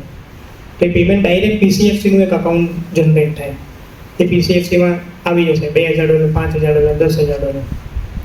તો મને $10,000 પૈસા આપ્યા હશે, 10,000ની સામે પેલા 10,000 સેટ ઓફ થઈ જાય, બરાબર. તો આ થઈ ગયું PCFC, પ્રી શિપમેન્ટ ક્રેડિટ. બીજું થઈ ગયું એક્સપોર્ટ LC. આ એક્સપોર્ટ LC અને પેલું આપણે LCની વાત કરીએ સેમ જ છે, ખાલી પેલામાં મેં કલકત્તા LC મોકલાવી, અહીંયા હું LC મોકલાવીશ અમેરિકા, કે જ્યાંથી ઇમ્પોર્ટ કરું છું ત્યાં, કે જેથી એ લોકોને મારા પર વિશ્વાસ આવે કે ભાઈ આ બરાબર છે, પાર્ટીમાં પ્રોબ્લેમ નથી, બરાબર. બીજું છે foreign currency term loan. Foreign currency term loan બી generally working capital term loan બી હોય અથવા ફોરેન કરન્સી ટર્મ લોન કોને આપે બેંક? કે જે માણસનો એક્સપોર્ટ હોય તે. કેમ એક્સપોર્ટ હોય તેને જ આપે? કારણ કે ફોરેન કરન્સી ટર્મ લોન પાછી 4% લેખે હોય. હવે 4% લેખે બેંકને ક્યારે પોસાય? જ્યારે પેમેન્ટ ડોલરમાં આવે તો જ. એટલે ડોલરનો પેમેન્ટ ક્યારે આવે? જ્યારે એક્સપોર્ટ કરતો હતો. એટલે શું, જ્યારે ફોરેન કરન્સી ટર્મ લોન મને ક્યારે આપે? જો હું એક્સપોર્ટ કરતો હતો અને વર્કિંગ કેપિટલ પર્પઝ માટે. એના નોર્મ્સ અલગ અલગ હોય કે ભાઈ 40% ટર્નઓવર છે મારું એક્સપોર્ટનું, તો એ લોકો એના અલગ અલગ ક્રાઇટેરિયા હોય. અમે લોકો ક્રાઇટેરિયા વાઇઝ એને પૈસા આપીએ કે ભાઈ ચલો 10 કરોડનું ટર્નઓવર છે એક્સપોર્ટનું, તો અમે આપણે 2 કરોડ કે 3 કરોડ કે 5 કરોડ રૂપિયા આપી દો. એટલું તો એનું પેમેન્ટ આવવાનું છે આખા વર્ષ દરમિયાન એક્સપોર્ટનું, એની સામે આપણું સેટ ઓફ થઈ જશે. બરાબર? તો આ એક થઈ ગયું ફોરેન કરન્સી ટર્મ લોન. તો આ જે એક્સપોર્ટ અને ઇમ્પોર્ટ ફાઇનાન્સનો જે મેઇન બેનિફિટ જે છે તે એ છે કે રેટ ઓફ ઇન્ટરેસ્ટ બહુ ઓછો હોય. ઘણા લોકો આજે એક્સપોર્ટ કરે છે પણ એ લોકોને ખબર નથી કે આ બેનિફિટ પણ મળી શકે આપણા સાઉથ ગુજરાતમાંથી. બેંક જો બેંકને એપ્રોચ કરે તો બેંક ગાઈડ કરે, તો બેંકનો કોઈ ઓફિશિયલ ઓળખતો હોય એને તો ગાઈડ કરે. બરાબર? હવે આપણે જોઈએ કે લોન કેવી રીતે આપવાની તે મેઇન વસ્તુ. આટલું બધું સમજાવી દીધું કે આટલી બધી ફેસિલિટી બેંક આપે, પણ આપે ક્યારે? તો તમારામાંથી બી કોઈ ઉધાર આપતા હશે ને કોઈને કે ભાઈ દોસ્તારને 1000 રૂપિયા જોઈએ છે, આજે 500 રૂપિયા જોઈએ છે, તો ઉધાર આપો. બરાબર? તમે કોઈને બી ઉધાર તો આપી નહીં દેવું. તમારો ફ્રેન્ડ હોય, 1 વર્ષથી ફ્રેન્ડ હોય, તમે એના ઘરે જતા હોય, ટ્રાન્ઝેક્શન થતા હોય, તમારા ખાસ દોસ્તાર હોય તો 1000 રૂપિયા આપો, બાકી નહીં આપો. બરાબર ને? એમને હું માગું હમણાં તો તમે નહીં આપો કે ભાઈ આ તો આજે છે કાલે નથી, તો કઈથી મારા પૈસા રૂકી જવાના. બરાબર? તો તમે શું જો લોન તમે કોઈને ઉધાર આપો તેના માટે સૌથી પહેલાં કઈ વસ્તુ જો? તો આ 5 C છે એ જ જોઈ, બધા એક જ વસ્તુ જોઈ. પહેલું કેરેક્ટર ને બેકગ્રાઉન્ડ. તમારા દોસ્તારનું કેરેક્ટર તમને ખબર છે ને બેકગ્રાઉન્ડ બી ખબર છે કે આ અહીંયા રહી છે. બરાબર છે? રોજ આવે છે સ્કૂલે 10 વાગે કે 8 વાગે. બરાબર છે? એક્ટિવા છે એની પાસે, એટલે આપણે 1000 રૂપિયા આપશું તો વાંધો નથી, એટલામાં તો પેટ્રોલ મૂકી દે છે. બરાબર? બીજું થઈ ગયું કેપેસિટી ટુ રીપે. ભાઈ કયા ઘરમાં રહી છે? ઓકે ચલો એના પપ્પા તો સારી નોકરી કરે છે એટલે આપણે ટેન્શન નથી, પૈસા તો આવી જશે. બહુ બધો પપ્પાને 2 વાર કેવું પડશે કે અંકલ પૈસા આપેલા હતા આપતો નથી. બરાબર? એટલે એ થઈ ગયું કેપેસિટી ટુ રીપે. ત્રીજું થઈ ગયું કોલેટરલ ઓર ગેરંટી. ગેરંટી ઓર કોલેટરલ તો આમાં છે નથી દોસ્તાર પાસે કઈ, તો ગેરંટી કોની છે? તો પપ્પાની ગેરંટી છે. કાં તો કોઈ તમારો બીજો ખાસ દોસ્તાર હોય એણે કીધું કે ભાઈ મારી ગેરંટી તું પૈસા આપવાના, તો ગેરંટી છે. બરાબર? ત્રીજું છે કેપિટલ, કે ભાઈ એની પાસે એનો ખર્ચો કેવી રીતે કરે છે એના ઉપર એને કેપિટલ થાય કે પૈસા બચાવે છે કે નથી બચાવતો. એનું પાકીટ કશેથી હાથમાં આવ્યું હોય તો ખબર પડે કે પાકીટમાં કેટલા પૈસા રાખે છે. 10 રૂપિયા રાખતો હોય તો ભાઈ નથી હાલવા, રહેવા દેવું, આવવાની શક્યતા ઓછી છે. બીજું થઈ ગયું કન્ડિશન. કન્ડિશન એટલે ભાઈ કેટલા દિવસમાં પૈસા આવવાનું હતું પાછળ મને બોલજો. પેલો કહે કે ભાઈ હું તો વરસ લાગી જાય તો ભાઈ માંડવા રાખ, નથી જોઈએ, નથી આપવા પૈસા. એ કહે કે ભાઈ 10 દિવસ આપ, 10 દિવસમાં થઈ જાય, વાંધો નહીં તો આપી દો. બરાબર? દરેક માણસ ઉધાર આપવા માટે આટલી વસ્તુ જ જોઈએ? અમે બી એટલી જ વસ્તુ જોઈએ, પણ અમે થોડુંક વધારે જોઈએ, કારણ કે તમારો તો ફ્રેન્ડ છે, તમે રોજ દરરોજ એને મળો, અમે લોકો તો કસ્ટમરને રોજ મળતા નહીં હોઈએ ને એટલે. બરાબર? તો આ 5 મેઇન કોમ્પોનન્ટ થઈ ગયા ક્રેડિટ એનાલિસિસના. હવે એક પછી એક આપણે જોઈએ. પહેલું છે કેરેક્ટર ને બેકગ્રાઉન્ડ. તો બેંક કેવી રીતે કેરેક્ટર ને બેકગ્રાઉન્ડ ચેક કરે? તો પહેલી વસ્તુ કેવાયસી માંગે એના. કેવાયસી એટલે કોઈને ખબર છે કેવાયસી નું ફૂલ ફોર્મ? બરાબર, પરફેક્ટ. Know your customer. એટલે કસ્ટમરને પહેલાં જાણવો પડે કયા ડોક્યુમેન્ટ્સથી એ જાણવા મળે તે. તો પહેલું Aadhaar card, PAN card, driving licence. બરાબર? એનાથી શું ખબર પડે? તો પહેલાં નામ ખબર પડે, એડ્રેસ ખબર પડે. બરાબર છે? એટલે નામ અને એડ્રેસ મળે એટલે થોડું ઘણું આપણે જાણકારી મળી જાય. એનું એડ્રેસ ખબર પડે એટલે કાં રહી છે, શું કરે છે ખબર પડે. બરાબર? જો બિઝનેસમેન હોય તો એને GST રજિસ્ટ્રેશન માંગીએ આપણે, તો એનું આપણું બિઝનેસનું એડ્રેસ બી ખબર પડી જાય. પછી છે માર્કેટ રેફરન્સ. માર્કેટ રેફરન્સ એટલે ફોર એક્ઝામ્પલ હવે તમારું કોઈ ટેક્સટાઇલ વાળો આવ્યો છે, અથવા તો આપણે બીજું કોઈ એક્ઝામ્પલ લઈએ જ્વેલરી વાળો. તો કોઈ જ્વેલરી વાળો કોઈ રિટેલ જ્વેલર આવ્યો છે લોન માટે, તો શું કરીએ આપણે? પહેલાં રિટેલ જ્વેલરને કોઈને આપ્યો હોય તો પર્સનલ કોન્ટેક્ટ હોય, આપણે બી જ્વેલરી પરચેસ કરતા એને ફોન કરીએ કે ભાઈ આ ફલાણો માણસ આવ્યો છે લોન લેવા માટે, અપાય કે નહીં અપાય. એટલે 90% કેસીસમાં એકબીજાના તાર કશે મળતા હોય એટલે કહી દે કે ભાઈ અપાય કે નહીં અપાય. એક માર્કેટ રેફરન્સ થઈ ગયું. બરાબર? પછી બ્યુરો રિપોર્ટ અને સિબિલ. સિબિલ ક્રીફ અને ઇક્વિફેક્સ. આ શું છે નવી માયા? સિબિલ એટલે શું? સિબિલ હવે મેં લોન લીધેલી છે કોટક બેંકમાંથી. બરાબર? હું પાછો જાઉં છું સ્ટેટ બેંક ઓફ ઇન્ડિયા પાસે લોન લેવા માટે. તો હવે SBI ને કેવી રીતે ખબર પડે કે આ ભાઈની લોન ઓલરેડી ચાલે જ છે? તે ખબર પડે સિબિલથી. સિબિલ એટલે એક પ્રાઇવેટ કંપની છે. એ શું કરે? દરેક બેંક પાસેથી ડેટા લે કે ભાઈ તમારે ત્યાં જેટલા બી બોરોવર છે, જેટલા લોકોએ લોન લીધી છે, જે ટાઈપની લોન લીધી હોય, એ બધાનો ડેટા મને આપવાનો તમારે દર મહિને 30 તારીખ થાય એટલે સેલરી આપો કે નહીં આપો એમ્પ્લોયને તમારે અમને ડેટા આપી દેવાનો, બરાબર? એટલે સિબિલ બધો ડેટા ગેધર કરી દે દરેક બેંકમાં. એટલે મેં લોન લીધી હોય સ્ટેટ બેંકમાં અને કોટક બેંકમાં, તો SBI વાળો મારું સિબિલ રિપોર્ટ કરે. એટલે શું કરે સિબિલ? આ બધો ડેટા ગેધર કરે અને મારો એક રિપોર્ટ બનાવે, ડિટેલ રિપોર્ટ બનાવે કે ભાઈ આ માણસ બરાબર ભરે છે કે નથી ટાઈમ પર, કેટલાની લોન ચાલે છે, કેટલા મહિના માટે લીધેલી, કઈ બેંકમાંથી લીધેલી, કેટલા વર્ષથી એ લોન લે છે, લોન માટે કશે એપ્લાય કર્યું છે, ઇન્ક્વાયરી કરેલી છે કે નથી કરેલી, એ બધું આખો એક રિપોર્ટ બનાવે. અને બેંકને બી શું ફાયદો? બેંક ડેટા આપે એની સામે દર વખતે જે બોરોવર લોન લેવા માટે આવતું હોય એના માટે એ જ રિપોર્ટ કાઢે એનો. એટલે બેંકને બી ફાયદો થઈ ગયો, ડેટા આપવાની સામે એનું સિક્યોરિટી થઈ ગઈ કે આપણે ખબર પડી જાય કે આ માણસ બીજી બેંકમાંથી કશે લોન લીધેલી છે કે નથી લીધેલી, બરાબર? તો એવી 3 છે કંપનીઓ અલગ અલગ. આમ તો બહુ બધી કંપનીઓ છે, મેઇન 3 કંપનીઓ છે. એક છે સિબિલ, બીજું છે ક્રીફ. સેમ આ બધા કામ એક વસ્તુ જ કરે છે. અને ત્રીજી છે ઇક્વિફેક્સ. તો સિબિલ ને ક્રીફ જે છે તે જનરલી વર્કિંગ કેપિટલ લોન છે, પછી બિઝનેસ લોન મેં તમને કીધું, એ બધા માટે બેંકો સિબિલ ને ક્રીફ કરે. જ્યારે કોમર્શિયલ ઇક્વિપમેન્ટ લોન, દાખલા તરીકે જેસીબી જોયું તમે, બરાબર? એ જેસીબીની લોન ને કન્સ્ટ્રક્શન ઇક્વિપમેન્ટ, કોમર્શિયલ ઇક્વિપમેન્ટ એ બધી લોન કહેવાય. એના માટે ઇક્વિફેક્સ, એ લોકો ઇક્વિફેક્સ યુઝ કરે છે. બધી વસ્તુ એક જ, રિપોર્ટ બધાના one and the same thing જેવા જ છે, કંઈ અલગ નથી, પણ કંપનીઓ ખાલી અલગ અલગ છે, બરાબર? તો આ એક બહુ ઇમ્પોર્ટન્ટ થઈ જાય. એનાથી ખબર પડી જાય બેંકને કે ભાઈ આ માણસ ડિફોલ્ટર છે કે નથી, કે રેગ્યુલર ભરે છે કે નથી, અથવા તો લાઈવ બોરોઈંગ કેટલા છે. ડિફોલ્ટ નથી કરતો પણ પગારની સામે ભાઈ લોન જ વધારે છે, જે કમાણી છે ધંધામાં એના સામે લોન જ વધારે છે, એવું તો નથી ને. તો એ બધું ક્યાંથી ખબર પડે? તો એ ખબર પડે સિબિલ ક્રીફના રિપોર્ટથી. બીજું થઈ ગયું ક્રેડિટ રેટિંગ. ક્રેડિટ રેટિંગ એટલે શું? કે જે કંપનીનું ટર્નઓવર 500,000 કરોડ રૂપિયાનું ટર્નઓવર હોય એ લોકો ક્રિસિલ છે. ક્રિસિલનું નામ કોઈ સાંભળ્યું છે? CRISIL, ક્રિસિલ એક રેટિંગ એજન્સી છે. એ લોકો શું કરે? બિઝનેસના વિઝિટ કરે, એના ફાઇનાન્શિયલ સ્ટેટમેન્ટ જોઈ, બોરોઈંગ બધું એનાલિસિસ કરે, બિઝનેસનો ડિટેલ એનાલિસિસ કરે, જે બિઝનેસ ચલાવતો હોય એનો એનાલિસિસ કરે કે ભાઈ ભણેલો છે, કેટલા વર્ષથી બિઝનેસમાં છે, એના ઉપર એક રિપોર્ટ બનાવે અને કે ભાઈ આ એક AA છે, BB છે, BBB+ છે, શું છે તે એને રેટિંગ, એટલે રેટિંગ આપે. જેમ તમને માર્ક્સ મળે ને એક્ઝામ પછી, એ રીતે બિઝનેસને એ લોકો માર્ક્સ આપે. તમને પર્સન્ટાઇલ મળે, પર્સન્ટેજ મળે, અને પર્સન્ટેજ નહીં મળે, અને AA, BBB, BBB એવું બધું મળે, બરાબર? એટલે માર્ક્સ જેવું થઈ ગયું. એને શું કહેવાય? Credit rating. હવે થઈ ગયું કેપેસિટી ટુ રીપે. આ એક ફાઇનાન્શિયલ, આપણે કોમર્સ વાળાને જરાક રસ પડે એવું, તો કેપેસિટી ટુ રીપે એ કેવી રીતે જાણવાનું છે?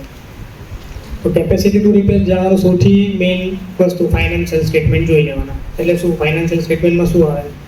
Trading account, profit and loss account, balance sheet ને કેશ ફ્લો સ્ટેટમેન્ટ, બરાબર? મેઇન પ્રોફિટ એન્ડ લોસ ને બેલેન્સ શીટ, આ બે વસ્તુ જોઈએ એટલે ખબર પડી જાય, 90% ખબર પડી જાય કે આ માણસને લોન અપાય એવું છે કે નથી, બરાબર? તો એના માટે અલગ અલગ બહુ બધા રેશિયોઝ અમે લોકો જોઈએ, બેંક બહુ બધા રેશિયોઝ જોઈએ, પણ આપણે અહીંયા મેઇન જે કી રેશિયોઝ છે, જે મોસ્ટ ઇમ્પોર્ટન્ટ રેશિયોઝ જે કહેવાય એને આપણે આજે જોઈએ. તો સૌથી પહેલું છે operating profit margin. Operating profit margin એટલે પાછું નવું બને. ઓપરેટિંગ પ્રોફિટ કરતાં ગ્રોસ પ્રોફિટ. ગ્રોસ પ્રોફિટ ખબર ને? ઓપરેટિંગ પ્રોફિટ કદાચ બાઉન્સ જાય. ગ્રોસ પ્રોફિટ ખબર ને બધાને? ગ્રોસ પ્રોફિટનો રેશિયો કેટલો છે તે. ગ્રોસ પ્રોફિટ કેવી રીતે, રેશિયો કેવી રીતે મળે? તો gross profit divided by total sales, બરાબર? એટલે પર્સન્ટેજ મળી ગયા. એટલે જે મેઇન બિઝનેસ કરે છે કસ્ટમર, એ મેઇન બિઝનેસમાંથી એને કેટલા પર્સન્ટેજનો પ્રોફિટ થાય છે તે. હવે આપણે જનરલી બેંક 2 વર્ષના ફાઇનાન્શિયલ જોઈ તો એમાં કમ્પેરિઝન થઈ જાય કે ભાઈ પ્રોફિટ માર્જિન છે તે વધારે છે, ઓછો છે, શું છે, બરાબર? એક થઈ ગયું. એના પછી છે ડેપ્ટ સર્વિસ કવરેજ રેશિયો. આ તો બહુ મોટું નામ થઈ ગયું. ડેપ્ટ સર્વિસ કવરેજ એટલે પાછો રેશિયો, DSCR. એ શું હોય?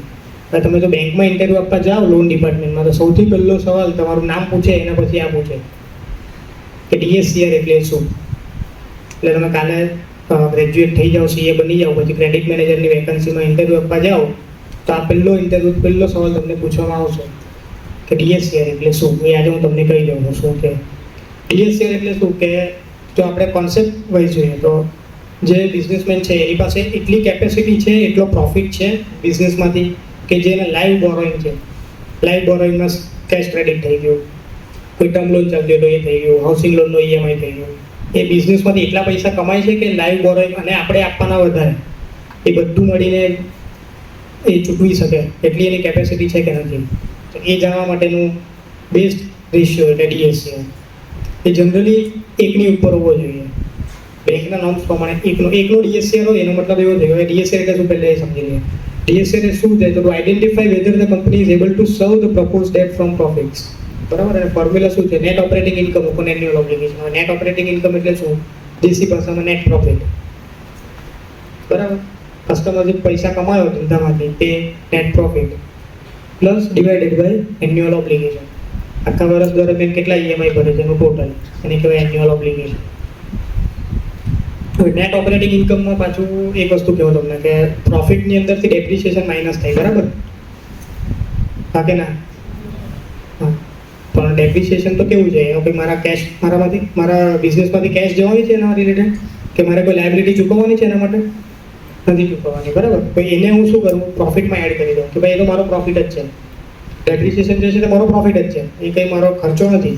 એ હું બુક્સમાં એને ખર્ચા તરીકે બતાવું છું પણ એ મારો ખર્ચો નથી બિઝનેસ માટે, તો એને હું એડ કરી દઉં. એટલે નેટ ઓપરેટિંગ ઇન્કમમાં નેટ પ્રોફિટ પ્લસ ડેપ્રિસિએશન એટલે મારો કેશ પ્રોફિટ થઈ ગયો. કેશ પ્રોફિટ એટલે શું કે 100 રૂપિયાનો માલ મેં 120માં વેચ્યો તો મારો 20 રૂપિયાનો કેશ પ્રોફિટ થયો. એમાંથી ડેપ્રિસિએશન કાપો 5 રૂપિયા તો મારા ઘરે કેટલા રૂપિયા આવ્યા? દેશી ભાષામાં ઘરે ખાતામાં કેટલા રૂપિયા આવ્યા? તો 100 રૂપિયા હતા એના 120 થઈ ગયા એટલે 20 રૂપિયા મારા વધ્યા. તો એ 20 રૂપિયા થઈ ગયો કેશ પ્રોફિટ. બરાબર. નેટ પ્રોફિટ પ્લસ ડેપ્રિસિએશન એટલે થઈ ગયું તમારું કેશ પ્રોફિટ. ઓકે. હવે કેટલો હોવો જોઈએ? આઈડિયલ રેશિયો કેટલો હોય? DSCR એકનો હોય. એકનો એટલે શું કે જેટલો પ્રોફિટ છે એટલું ઓબ્લિગેશન છે. હવે પાછું એક ડાઉટ થવો જોઈએ બધાને અહીંયા કે જેટલો પ્રોફિટ છે એટલું જ જો ઓબ્લિગેશન હોય તો ઘર કેવી રીતે ચલાવવાનું હોય? બરાબર ને? તો આપણે શું એઝ્યુમ કરે? બેંક એવું એઝ્યુમ કરે કે આપણે લોન આપશું એ બિઝનેસ માટે આપવાના લોન, તો બિઝનેસ માટે આપશું તો લોન એનું ટર્નઓવર વધશે, ટર્નઓવર વધશે તો પ્રોફિટ વધશે. બરાબર. તો DSCR વધી જશે એકની ઉપર. તો એ બેઝિસ પર દરેક બેંકનો અલગ અલગ છે. અમે લોકો કોટક બેંક છે તો 0.80 પર પણ આપીએ છીએ એટલે પ્રોફિટ કરતાં વધારે ઓબ્લિગેશન હોય તો બી અમે લોન આપીએ. બીજી બેંક છે કે કોઈ 1.20 નો બી રેશિયો. એ દરેક બેંકના અલગ અલગ માર્ક્સ છે. પણ તમને DSCR એટલે શું એ ખબર હોવી જોઈએ. બરાબર. એના પછી છે ડેટર્સ and creditor days. ડેટર્સ and creditor days એટલે શું? માલ તો વેચી લીધો મેં, મારા પૈસા ક્યારે આવે છે?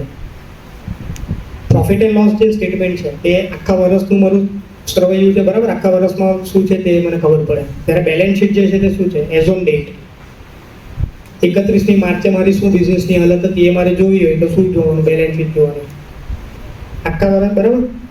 હવે ડેટર ડેઝ એટલે શું કે મેં જે ટર્નઓવર કર્યું એક ઉધાર માલ વેચો બધાને તો એની પાસેથી એવરેજ કેટલા દિવસમાં મારા પૈસા આવે છે એ જાણવા માટે. તો એ જાણવું હોય તો કેવી રીતે જણાય? તો એ ડેટર ડેઝની ફોર્મ્યુલા છે કે ડેટર્સ જેટલા as on date as on balance sheet date જેટલા ડેટર્સ છે divided by total sales into 365. 365 into કરો એટલે તમને દિવસ મળી જાય. બરાબર. 12 કરોડનું ટર્નઓવર છે, 1 કરોડના ડેટર્સ છે તો મારો 30 દિવસમાં પૈસા આવે એવરેજ. કોઈ 35 દિવસમાં બી આપતું હશે, કોઈ 20 દિવસમાં બી આપતું હશે. પણ મારે જો જજ કરવું હોય એઝ અ ક્રેડિટ મેનેજર તો હું જજ કરું કે ભાઈ 30 દિવસ મારા પૈસા આવી જાય છે. એ જ રીતે ક્રેડિટર્સ. હવે હું મારું ઉધાર માલ લેવું છું તો એને કેવી રીતે જોવાનું કે કેટલા દિવસમાં હું પૈસા ચૂકવું છું? તો એ સેમ. બરાબર. હવે ઘણી વખત કેવું થાય કે ટેક્સટાઇલ બિઝનેસની વાત કરીએ અથવા તો કન્સ્ટ્રક્શન બિઝનેસની વાત કરીએ તો એમાં શું હોય કે જે મેજર ટર્નઓવર ઘણી વખત છે ને માર્ચ મહિનામાં બહુ મેક્સિમમ ટર્નઓવર તમે જુઓ ને આપણો GDPનો બી કંઈક કોઈ ગ્રાફ જોજો એક દિવસ તો તમને ખબર પડે કે એપ્રિલથી સપ્ટેમ્બર ઓક્ટોબર સુધી નોર્મલ હોય. ઓક્ટોબર દિવાળી જાય ને પછી સેકન્ડ હાફની અંદર બધાનું ટર્નઓવર એકદમ જબરજસ્ત વધતું હોય. હવે તમે માર્ચ 2024ની હું બેલેન્સ શીટ જોઉં તો મારું મટીરિયલ જે મેં સપ્લાય કરેલો છે મારું 100 કરોડનું ટર્નઓવર છે એવું ધારો. એ 100 કરોડના ટર્નઓવરમાંથી 75 કરોડનું ટર્નઓવર મારું જાન્યુઆરી ફેબ્રુઆરી માર્ચનું જ છે. બરાબર. એટલે મારા 75 કરોડના ડેટર્સ થઈ ગયા. તો હવે એ સંજોગોમાં મારો ડેટર ડેઝ બહુ વધી ગયા. થોડોક ખ્યાલ આવે છે શું સમજાવું છું? મેક્સિમમ ટર્નઓવર ઘણા બિઝનેસની અંદર છેલ્લા ક્વાર્ટરની અંદર જ થાય, જાન્યુઆરી ફેબ્રુઆરી ને માર્ચ. તો એ વખતે મારે ડેટર ડેઝ મારા હું બેલેન્સ શીટ ડેટ પર જો કાઢું તો બહુ બધા થઈ જાય. હવે એ વખતે હું પર્સનલ ડિસ્કશન કસ્ટમર જોડે વાત કરવા જાઉં ત્યારે કહું કે સાહેબ તમારા પૈસા તો બહુ મોડા આવે છે, 150-200 દિવસ પછી પૈસા આવે છે. ત્યારે કસ્ટમર કે ના એવું કંઈ નથી. એ જજ કેવી રીતે કરવાનું મારે કે આના પૈસા આવે છે કે નથી આવતા? એ જજ કરવા માટે બેન્કિંગ જોઈએ મળે, તો એ પછી આપણે આગળ વધીએ. પણ આ ખાલી ધ્યાન રાખજો, આપણે બેન્કિંગ જ્યારે જોશું ને આગળ ત્યારે એના રિકોલ કરશું.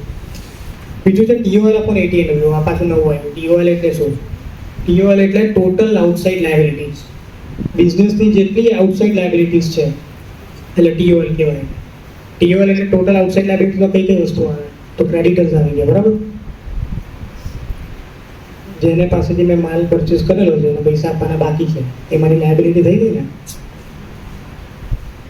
પછી મારું બોરોઈંગ થઈ ગયું, જે મેં લોન લીધેલી છે તે. આ બધી વસ્તુ થાય છે total outside liabilities divided by AT&W. AT&W એટલે શું? તો કસ્ટમરની જે પોતાની કેપિટલ છે, નેટવર્થ છે, તેને કહેવાય AT&W.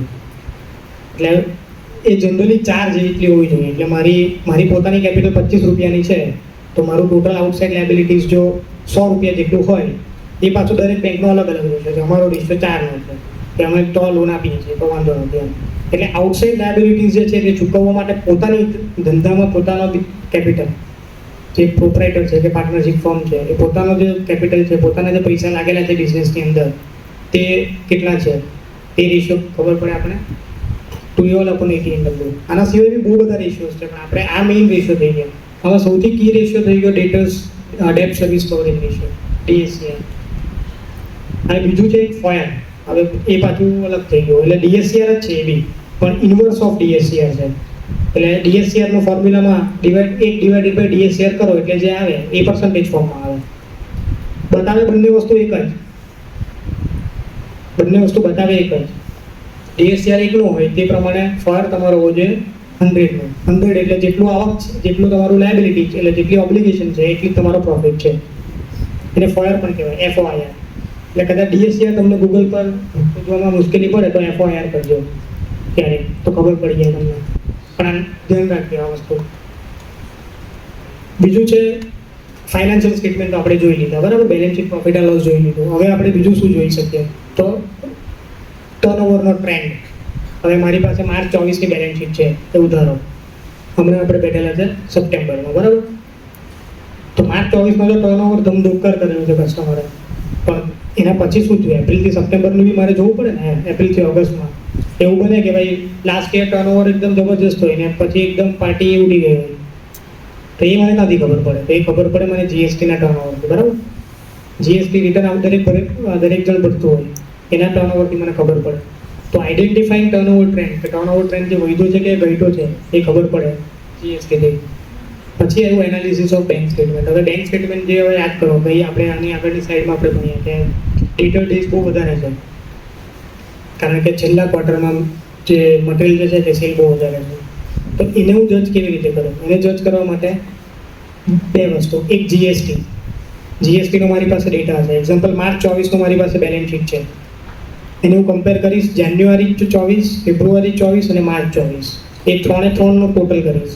એ 3નું ટોટલમાં મને ટર્નઓવર મળશે કે કેટલું ટર્નઓવર મેં કરેલું છે, તો કસ્ટમરે કેટલું ટર્નઓવર કરેલું છે, એને હું કમ્પેર કરીશ એઝ ઓન ડેટ ડેટરથી, માર્ચ 24ના ડેટરથી. જો એ બંને ફિગર ટેલી થઈ ગયો તો પછી વાંધો નથી. એટલે પૈસા કસ્ટમરના ફસાયા નથી, બરાબર? બેંક પછી જોવાનું કે બેન્કિંગમાં હવે એપ્રિલથી ઓગસ્ટ સુધીમાં જે ડેટર્સ હતા તે રિયલાઇઝ થયા કે નથી થયા, એના પૈસા પાછા મળ્યા છે કે નથી મળ્યા. માલ તો એને વેચી કાઢ્યો, મટીરિયલ તો એને વેચી કાઢ્યું, એના પૈસા બી આવવા જોઈએ ને. જો પૈસા નહીં આવ્યા તો પછી મારી જે હું લોન આપીશ એમાં બી ડિફોલ્ટ કરશે. તો એ કેવી રીતે ખબર પડે? તો એપ્રિલ પછીના બેન્કિંગ, એપ્રિલ પછીનું બેન્કિંગનું એનાલિસિસ કરીશ, ટોટલ ક્રેડિટ જોઈશ, કેટલા ખાતામાં પૈસા આવ્યા છે. બીજું થઈ ગયું ઇનવર્ડ અને આઉટવર્ડ રિટર્ન્સ. આ કોઈને ખબર છે ઇનવર્ડ આઉટવર્ડ રિટર્ન્સ એટલે શું છે? ચેક બાઉન્સ કહેવાય એને. ઇનવર્ડ ચેક બાઉન્સ અને outward check bounce. Inward check bounce એટલે શું? કે મેં કોઈને ચેક લખીને આપ્યો છે 10,000 રૂપિયાનો, જેને આપેલો છે તેણે બેંક કર્યો એટલે બેંકમાં ડિપોઝિટ કર્યો, બાઉન્સ થઈ ગયો, મારા ખાતામાં બાઉન્સ થઈ ગયો, કારણ કે મારામાં બેલેન્સ હતું નહીં. તો એને શું કહે? મારા માટે એ થઈ ગયો ઇનવર્ડ રિટર્ન, કારણ કે મારામાં ચેક ડેબિટ થવાનો તો એ નહીં થયું એટલે ઇનવર્ડ રિટર્ન, અને જેને મેં ચેક આપેલો એના માટે થયું આઉટવર્ડ રિટર્ન. બરાબર. હવે ઇનવર્ડ રિટર્ન હોય તે વધારે પ્રોબ્લેમ કહેવાય. કેમ? કારણ કે મારા ચેક બાઉન્સ થાય છે, તો એવા માણસને લોન નહીં અપાય. બરાબર. અને આઉટવર્ડ રિટર્ન હોય તો એ બી એક રિસ્કી છે કે કેટલા આઉટવર્ડ રિટર્ન છે. એવા કસ્ટમરને તો કસ્ટમર મટીરિયલ સપ્લાય નથી કરતો ને આપણો, કે જે બધા બાઉન્સ જ કરતા હોય, જે પૈસા ભરતા જ નહીં હોય એવા માણસોને તો માલ નથી સપ્લાય કરતો ને, એ આપણે જોવું પડે. તો એને એવી એક વસ્તુ ઇમ્પોર્ટન્ટ થઈ આઉટવર્ડ રિટર્ન. પછી તો યુટિલાઇઝેશન ઓફ ક્રેડિટ ફેસિલિટી. હવે ફોર એક્ઝામ્પલ મારી 1 કરોડની લિમિટ ચાલે છે એક બેંકમાં. હવે હું બધા પૂરેપૂરા પૈસા વાપરેલા છે ને, તો બીજો લોન લેવા માટેની મારી પાસે સ્કોપ નથી, કારણ કે મારી પાસે પૈસા EMI ભરવા માટે પૈસા વધતા નથી. તો એ યુટિલાઇઝેશન બી જોવાનું હોય કે એવરેજ જ્યારે પૈસાની જરૂર દર આખા 12 મહિના દરમિયાન પૂરેપૂરા પૈસા વાપરેલા છે કે અમુક મહિના દરમિયાન ઓછા વાપરેલા છે. તો એને કહેવાય યુટિલાઇઝેશન ઓફ લિમિટ્સ. પછી થઈ ગયું comparing total credits with turnover. એ મેં તમને કીધું તે કે ડેટર્સ મારે રિયલાઇઝ થયા કે નહીં એ જોવા માટે બેન્કિંગ જોવું પડે. બેન્કિંગમાં ટોટલ ટર્નઓવર હું જોઈ લઉં એપ્રિલથી હમણાં સુધીનું, કે 75 કરોડના ડેટર હતા, એમાંથી 75 કરોડ રૂપિયા આવી ગયા છે હમણાં સુધીમાં, તો કોઈ ટેન્શન નથી. જો 50 કરોડ જ આવ્યા છે તો ટેન્શન છે કે 25 કરોડ બાકી છે. બરાબર. પછી થઈ ગયું analysis of cash flow statement. Cash flow statement એટલે શું? Profit and loss balance sheet થઈ ગયું. પ્રોફિટ એન્ડ લોસ તમને કહે કે કેટલો પ્રોફિટ થયો, નફો કેટલો થયો છે. કેશ ફ્લો સ્ટેટમેન્ટ તમને કહે કે કેટલું કેશ તમારા બેંકમાં કેટલા પૈસા વધ્યા છે. આ થોડું ટ્રિકી છે પણ ઇમ્પોર્ટન્ટ છે. કેશ ફ્લો સ્ટેટમેન્ટ ખબર પડી કોઈને? કેશ ફ્લો સ્ટેટમેન્ટ એક્ઝામ્પલ તરીકે આપણે કેશ પ્રોફિટ બધાને ખબર પડી ગઈ, બરાબર. હવે એવું થાય ઘણી વાર કે હું જે મટીરિયલ સપ્લાય કરું છું અને મટીરિયલ પરચેસ કરું છું, એની વચ્ચે બહુ ડિફરન્સ છે. એટલે 100 રૂપિયાનો મેં મટીરિયલ પરચેસ કર્યો અને 200માં વેચ્યો, તો મારો નફો કેટલો થઈ ગયો? 100 રૂપિયા થઈ ગયો ને. તો મારા પૈસા આવતા જ નથી. જે 200 રૂપિયા જે માણસને મેં આપેલા છે ત્યાં પૈસા આવતા જ નથી. તો એ મારો ડેટર્સ ઊભો જ રહેલો છે 2 વર્ષથી. હું ખાલી ટર્નઓવર બુક કરું છું, પ્રોફિટ બુક કરું છું, તો મારા પૈસા નથી આવતા. તો એ કેશ ફ્લો સ્ટેટમેન્ટથી ખબર પડે કે cash flow from operating activities કરીને આવે. એ જે છે, જે મારો ડે ટુ ડે ઓપરેશન્સ જે છે તેની અંદર મારો કેશ ફ્લો પોઝિટિવ છે કે નથી. તે એકચ્યુઅલ મને નફો તો થાય છે બુક્સ પર, તો મારા ખાતામાં પૈસા વધે છે કે નથી વધતા. તો એ ખબર પડે કેશ ફ્લો એનાલિસિસથી. પછી થઈ ગયું આપણે કોલેટરલ પર આવી ગયું. ઉધાર પૈસા આપેલા હતા, બરાબર. એમાં આપણે કોલેટરલમાં અને ગેરંટીમાં કોની લીધે લીધી? દોસ્તારની લીધે લીધી ગેરંટી, બરાબર. તો આની અંદર શું છે કે આ કઈ પ્રોપર્ટી આપે છે આપણને મોર્ગેજ માટે? કોમર્શિયલ પ્રોપર્ટી આપે છે, રેસિડેન્શિયલ પ્રોપર્ટી આપે છે, ઇન્ડસ્ટ્રીયલ આપે છે. એ બધું જોવાનું હોય, એમાં વેલ્યુ જોવાની હોય. અને બીજું શું છે? વેલ્યુ ઓફ પ્રોપર્ટી અને માર્કેટેબિલિટી ઓફ પ્રોપર્ટી. એટલે શું? માર્કેટેબિલિટી એટલે શું? કોઈ કહી શકે અહીંયા? કોઈ લોજિક લગાડો જરાક. માર્કેટેબિલિટી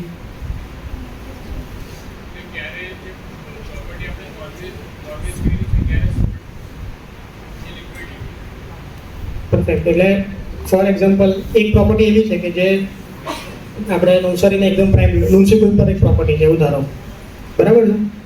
લુન્સીપુર પર એક ઘર છે અને બીજું એક ઘર છે એક દૂર ગામમાં. તો બંનેની વેલ્યુ સેમ છે, એવું ધારો. તો માર્કેટેબિલિટી કોની વધારે હશે? લુન્સીપુર વાળી પ્રોપર્ટીની કે ગામની પ્રોપર્ટીની? બરાબર, પરફેક્ટ. કેમ? કારણ કે મારે જ્યારે વેચવી હશે ત્યારે લુન્સીપુરની પ્રોપર્ટી વેચાઈ જશે. ગામની પ્રોપર્ટી વેચવા માટે મારે બહુ તકલીફ પડશે, બરાબર. પછી થઈ ગયું ગેરેન્ટર્સ ટુ ધ પ્રપોઝલ. હવે આપણે લોન જ્યારે ઉધાર પૈસા આપેલા ત્યારે આપણે ગેરેન્ટર કોને બનાવેલો? ફ્રેન્ડને બનાવેલો ને. તો આમાં કોને બનાવવાનો છે? For example private limited company છે તો બધા ડાયરેક્ટર્સ આવવા જોઈએ, બરાબર. ઇન્ડિવિજ્યુઅલ ફર્મ છે.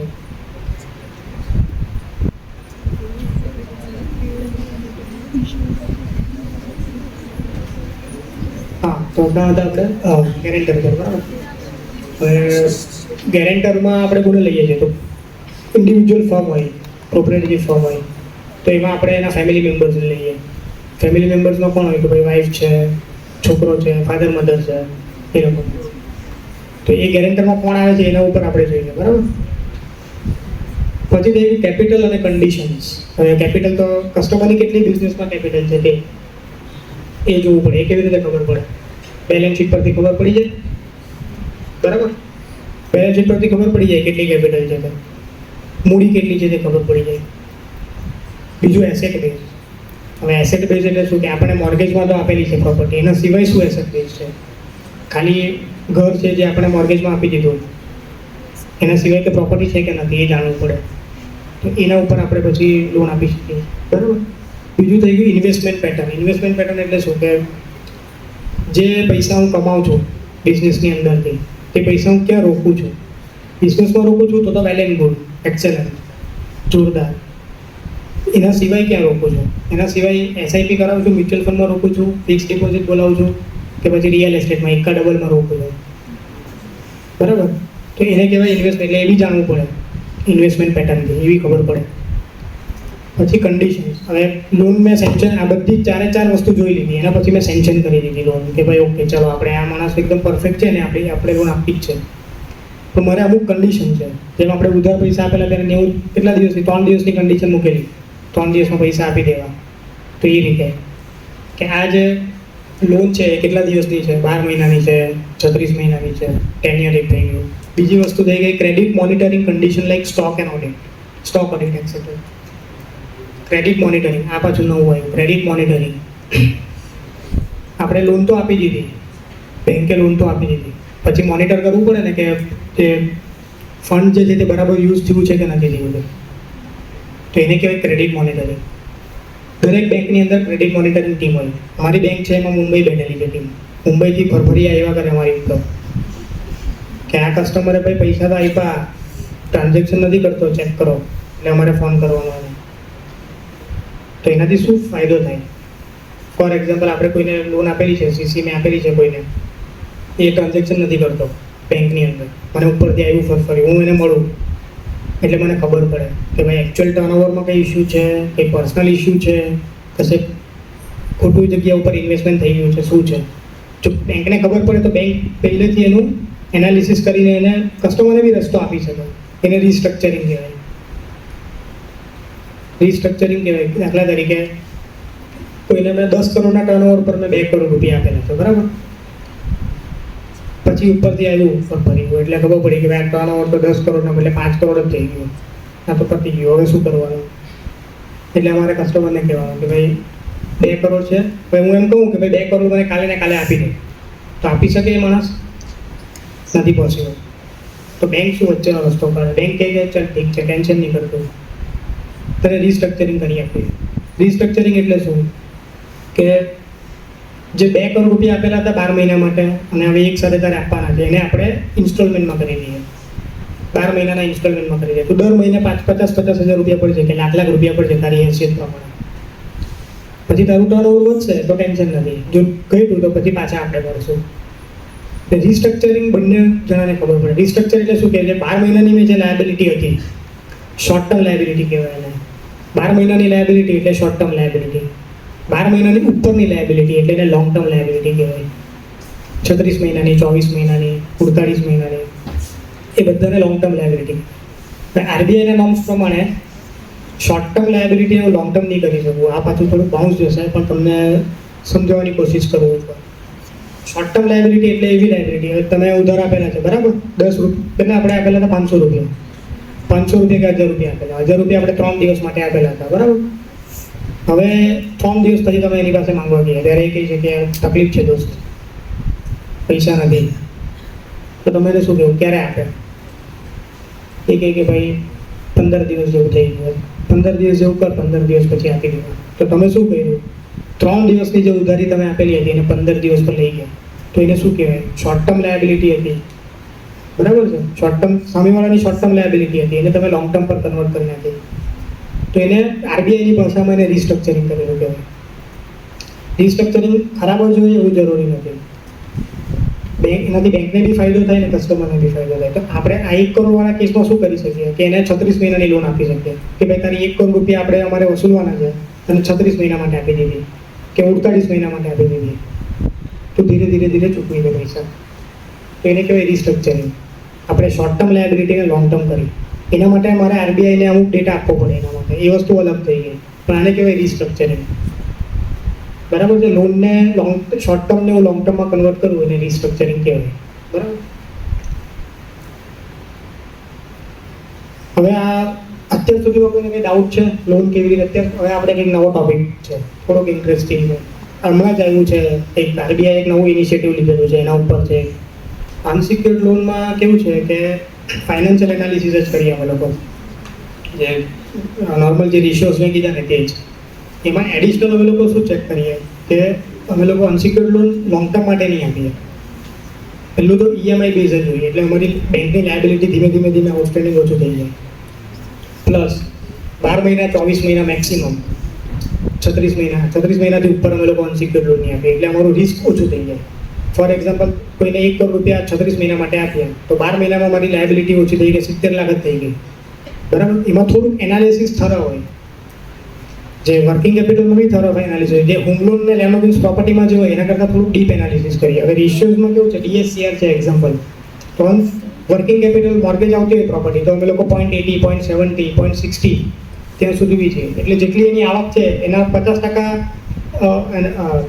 જેટલું ઓબ્લિગેશન છે એના 50% જ એની ઇન્કમ છે, તો બી અમે એને ફંડ આપી દઈએ કારણ કે અમારી પાસે પ્રોપર્ટી છે. પણ જ્યારે અનસિક્યોર બિઝનેસ લોન આપીએ ત્યારે એ વસ્તુ અમે ચેક કરીએ કે જેટલી ઇન્કમ છે એટલી તો એટલીસ્ટ હોવું જ જોઈએ એના ઓબ્લિગેશન, એટલે ઓબ્લિગેશન જેટલું તો એની ઇન્કમ હોવી જ જોઈએ. આ પહેલી વસ્તુ થઈ ગઈ. પ્લસ વિઝિટ કરીએ અમે લોકો કસ્ટમરને, ત્યાં એનું સેટઅપથી ખબર પડે કઈ રીતની એની ફેક્ટરી છે, કઈ રીતનો એનો સ્ટોક છે, એ રીતે. પ્લસ રિકવરી માટે અમે લોકો એનું સિક્યોરિટી પીડીસી લઈ લઈએ. સિક્યોરિટી પીડીસી એટલે શું કે ફોર એક્ઝામ્પલ ડિફોલ્ટ કર્યો કસ્ટમરે તો એને અમે બેંક કરીએ, બાઉન્સ થશે, બાઉન્સ જો થાય તો એને પર નોટિસ અમે લોકો ઇસ્યુ કરીએ. તો ફાઇનાન્શિયલ એનાલિસિસની અંદર બેઝિકલી જોઈએ તો આ જ બધી વસ્તુઓ, ખાલી 10 યર શોર્ટ કરી દઈએ, 36 મહિનાનું કરી દઈએ શોર્ટ, અને જે ડીએસસીઆર છે તેના ઉપર જરાક વધારે ફોકસ કરીએ. જો અમે પ્રાઇવેટ સેક્ટર બેંકની વાત કરું ને તો પ્રાઇવેટ સેક્ટર બેંક સ્ટાર્ટઅપને ફંડિંગ 90% નથી કરતું. અમે લોકો મિનિમમ 3 યર્સ જોઈએ, પણ તો બી સ્ટાર્ટઅપને કેવી રીતે ફંડિંગ કરી શકાય એનો આન્સર હું આપી શકું. સ્ટાર્ટઅપમાં કઈ રીતે છે કે બેસી આરામથી, સ્ટાર્ટઅપમાં કઈ રીતે છે કે કઈ ટાઈપનું સ્ટાર્ટઅપ છે. હવે ફોર એક્ઝામ્પલ એવું સ્ટાર્ટઅપ છે કે જે આગળ ફોર એક્ઝામ્પલ કોઈ માણસ ઇલેક્ટ્રિક વ્હીકલ છે, ઓલા, આપણે ઓલાને પર્ટિક્યુલર પરફેક્ટ સ્ટાર્ટઅપ તરીકે જોઈએ, બરાબર. તો ઓલાની આગળ બી બહુ બધી કંપનીઓ હતી કે જે ઇલેક્ટ્રિક વ્હીકલ બનાવતી હતી, બરાબર.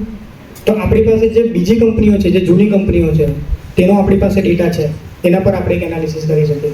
બીજી વસ્તુ, જે માણસ સ્ટાર્ટઅપ ચાલુ કરે છે એ ભણેલો છે, એનું એજ્યુકેશનલ બેકગ્રાઉન્ડ શું છે, બરાબર, એ કઈ ટાઈપનો આઈડિયા છે એનો, એ માર્કેટેબલ છે કે નથી, પછી એનો પાસ્ટ એક્સપિરિયન્સ છે કે નથી. એવું તો નથી કે ગ્રેજ્યુએટ થઈ ગયો સીધો જ સ્ટાર્ટઅપમાં ચાલુ કરી દીધું ને ફંડિંગ લેવા આવી ગયું, એવું તો નથી. આ બધી વસ્તુઓ બેઝિક. ફાઇનાન્શિયલ તો એમાં જોવાના નથી, તો પ્રોજેક્ટેડ ફાઇનાન્શિયલ એટલે સીએમઆર રિપોર્ટ કહેવાય. અમે લોકો પ્રોજેક્ટેડ ફાઇનાન્શિયલ એની પાસે મંગાવી. ફોર એક્ઝામ્પલ કોઈ માણસ મશીનરી ઇલેક્ટ્રિક વ્હીકલનું આપણે ઉદાહરણ લઈએ તો એની પાસે સીએમઆર રિપોર્ટમાં શું મંગાવીએ કે ભાઈ તમે આ 2024માં બેઠેલા છો, તમારા પૈસાની રિક્વાયરમેન્ટ છે, 25-26માં કેટલું ટર્નઓવર કરશો, 26-27માં કેટલું ટર્નઓવર કરશો. એને પછી અમે લોકો કેવી રીતે જજ કરીએ એની મેન્યુફેક્ચરિંગ કેપેસિટી કેટલી છે. એવું તો નથી ને કે એવું આપણને એક બાજુ આપણને એવું બતાવે છે કે ભાઈ હું મહિનાના 1000 વ્હીકલ જ બનાવીશ અને ટર્નઓવર બનાવે છે 100 કરોડ, એવું તો નથી ને. એને આપણે ક્રોસ ચેક કરીએ. તો આ બધી વસ્તુ કોમ્બિનેશન કરીએ અને પછી એને સ્ટાર્ટઅપને ફંડિંગ કરીએ. બેઝિકલી પ્રમોટર પર એમાં કોલ લેવો પડે તો પ્રમોટર કેવો છે એ રીતે. બીજો કોઈ ક્વેશ્ચન? સર, બેન્કિંગ ફેસિલિટીનો એક ક્વેશ્ચન હતો. ઓટો સ્વીપ જેવી ફેસિલિટી આવે છે કે એફડી નો ઇન્ટરેસ્ટ જ સેવિંગ્સ એકાઉન્ટ પર મળે છે, તો એ શું છે જણાવો. આમાં કેવું છે, કરંટ એકાઉન્ટ જે છે, કરંટ એકાઉન્ટ જે છે એના ઉપર વ્યાજ નહીં આપે બેંક. હવે આ બી એક અલગ તરફ ક્વેશ્ચન છે, એના પર હું પછી પહેલાં આ સમજાવી દઉં. અશ્વિન ગ્રોવરને બધા ઓળખો છો? બધા ઇન્સ્ટાગ્રામ પર રીલ જોતા હશો, બરાબર. એમાં એક બહુ મોટી રીલ બહુ વાયરલ થઈ ગઈ. बैंक करंट अकाउंट पे क्यों ब्याज नहीं देता है, वो आइडिया सिर्फ मुझे ही आया है, बराबर. એવું કીધેલું મને. પણ કરંટ અકાઉન્ટ પર બેંક કેમ વ્યાજ નહીં આપે એની પાછળનું એક રીઝન. સેવિંગ અકાઉન્ટ પર વ્યાજ આપે કારણ કે સેવિંગ અકાઉન્ટમાં લાખ રૂપિયા પડેલા છે મારે. સેવિંગ અકાઉન્ટ ક્યારે ઇમ્પોર્ટન્ટ છે, ક્યારે હું યુઝ કરીશ, મારો ડેઈલીનો યુઝ નહીં હોય સેવિંગ અકાઉન્ટમાં. તમારામાંથી કોઈના ઘરે જોબ કરતા હોય પેરેન્ટ્સ તો એને પૂછજો કે તમે સેવિંગ એકાઉન્ટમાં કેટલા વખત ટ્રાન્ઝેક્શન કરો. સેલરી આવે એના પછી 4-5 દિવસમાં બધું ખાલી થઈ જાય. બરાબર, મારું બી એવું જ થાય. એટલે સેવિંગ એકાઉન્ટનું કેવું છે કે બેલેન્સ મારું ₹1,00,000 છે તો એ બહુ યુઝ થવાનો નથી, ₹1,00,000 પડેલા જ રહેશે. તો બેંક જે છે એ ₹1,00,000 લોન માટે આપી શકે, કારણ કે બેંકને ખબર છે કે આ માણસ ₹1,00,000 12 મહિના સુધી નથી ઉપાડવાનો, એને ઉપર વિશ્વાસ છે. એટલે એક ટ્રેઝરી કરીને એક ટીમ બેસે. દરેક બેંકમાં ટ્રેઝરી ટીમ હોય. એ ટ્રેઝરી ટીમ શું જોઈ? એ જોઈ કે આપણી પાસે જે ફંડ્સ છે, જે ડિપોઝિટ્સ છે, એ કઈ કઈ ટાઈપની ડિપોઝિટ છે. શોર્ટ ટર્મ ડિપોઝિટ છે, લોંગ ટર્મ ડિપોઝિટ છે. હવે શોર્ટ ટર્મ ડિપોઝિટ છે, ફોર એક્ઝામ્પલ મારી પાસે 1 કરોડની ડિપોઝિટ છે, હું બેંક છું, મારી નાની બેંક છે એક્ઝામ્પલ. મારી પાસે 3 ટાઈપનું જ આપણે સેવિંગ, કરંટ અને એફડી. બરાબર, મારી પાસે 10 કરોડની એફડી છે, 5 કરોડ કરંટ એકાઉન્ટમાં પડેલા છે ને 2 કરોડની સેવિંગ એકાઉન્ટમાં છે. બરાબર, તો મારી પાસે 10 કરોડની એફડી છે, એ મને ખબર છે કે 36 મહિના સુધી કોઈ લેવા આવવાનું નથી, એટલે 90% લેવા નથી આવવાનું, 10% કોઈક આવી જાય તો આપવા પડે. તો એના ઉપર હું શું કરું કે 10 કરોડની જે એફડી છે એની ઉપર હું 7 કરોડ 8 કરોડનું ધિરાણ કરી દઉં, કારણ કે મને ખબર છે 36 મહિના પછી જ આવવાનું છે લોન પાછું લિક્વિડેટ કરવાનું. જ્યારે કરંટ એકાઉન્ટમાં કેવું છે, કરંટ એકાઉન્ટમાં ડેઈલી બિઝનેસમેન ટ્રાન્ઝેક્શન કરે, એટલે જે ટ્રેઝરી ટીમ હોય એના ઉપર એક કોલ નહીં લઈ શકે. કરંટ એકાઉન્ટમાં કરોડ રૂપિયા પડેલા હોય પણ એના ઉપર એ કરોડ રૂપિયાની ઉપર એ લોન નહીં આપી શકે. કેમ? કારણ કે કાલે ઉઠીને બિઝનેસમેન આવી ગયો કરોડ રૂપિયા માટે, એ મેં તો લોન આપેલી છે, હવે જેને લોન આપેલી છે એને કીધેલું છે તું 20 વર્ષ પછી ભરજે, ને આ તો હમણાં લેવા આવી ગયો, તો બેંક નથી પૈસા આપે. તો આ રીઝનથી કરંટ એકાઉન્ટની અંદર રેટ ઓફ ઇન્ટરેસ્ટ નહીં આપે એના લીધે, કારણ કે કરંટ એકાઉન્ટમાં પડેલું બેલેન્સ એની ઉપર ધિરાણ કરવું બહુ ડિફિકલ્ટ છે. એ ટ્રેઝરી ટીમ આખું મોનિટર કરે. એટલે હવે તારો જે ક્વેશ્ચન હતો ઓટો સ્વીપ ઓટો વાળો, બરાબર, હવે કેવું છે કોમ્પિટિશન બેન્કિંગમાં બહુ બધી છે. એટલે શું કરીએ કે કરંટ જે ઓટો સ્વીપ વાળી જે ફેસિલિટી હોય તે કેવું હોય કે કરંટ એકાઉન્ટ પર આપીએ કે ₹50,000 સુધીનું બેલેન્સ તમારે રાખવાનું. ₹50,000 સુધીનું બેલેન્સ ઉપર જશે જ્યારે એની ઉપરની અમાઉન્ટની આપણે એફડી કરી દઈશું. એટલે બેંકને એક ફાયદો થઈ ગયો કે 50,000 તો રહેવાના જ છે ખાતામાં. બરાબર, અને કસ્ટમરને શું ફાયદો છે કે ₹50,000 ઉપર જેટલું બી બેલેન્સ જશે એના ઉપર એને વ્યાજ મળશે. એટલે ₹1,00,000 બેલેન્સ છે, બરાબર, તો 50,000ની એફડી બની ગઈ. એ એફડી 3-4-5% રેટ ઓફ ઇન્ટરેસ્ટ પર બની. હવે મેં કોઈ ₹75,000 મેં ડેબિટ કર્યું તો પેલી જે એફડી હતી જે મેં બનાવેલી તે લિક્વિડેટ થઈ જશે ઓટોમેટિક સિસ્ટમમાંથી અને પેમેન્ટ થઈ જશે. પણ એ 2 દિવસ માટે જે લિક્વિડેટ જે મારી એફડી બનેલી હતી તેનું મને વ્યાજ મળશે. તો એને કહેવાય ઓટો સ્વીપ. એટલે દરેકમાં અલગ અલગ હોય, કોઈ 50,000 હોય, એ અલગ અલગ સેવિંગ એકાઉન્ટ અલગ અલગ કરંટ એકાઉન્ટ પર હોય, કોઈ 50,000 હોય, કોઈ ₹1,00,000 હોય, કોઈ ₹2,00,000 હોય, એ રીતે. એટલે એની ઉપરની જેટલી બી અમાઉન્ટ હોય તેને ઓટોમેટિક એફડી બની જાય. અને જ્યારે એટલા પૈસા સેવિંગ એકાઉન્ટમાં નહીં હોય તે એફડી ઓટોમેટિક લિક્વિડેટ થઈ જાય. એટલે કસ્ટમરનો ચેક બાઉન્સ નહીં થાય અને કસ્ટમરને વ્યાજ બી મળી જાય એ રીતે. હવે આપણે જોઈએ brief of RBI, reserve bank of India. બધા નામ સાંભળ્યું હશે reserve bank of India.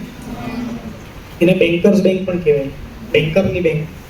Banker જે બેંક જે હોય તે કસ્ટમર પાસે ડિપોઝિટ લે, આરબીઆઈ બેંકની પાસે ડિપોઝિટ લે અને બેંકને લોન આપે, એટલે એને બેન્કર્સ બેંક કહેવાય.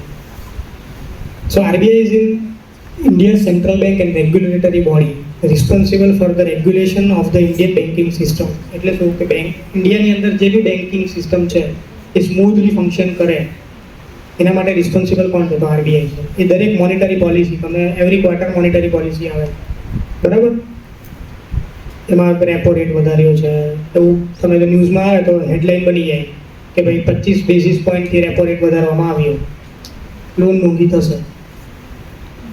તો ન્યૂઝપેપર કોઈ વાંચતું હોય તો એને આ ખબર હોય.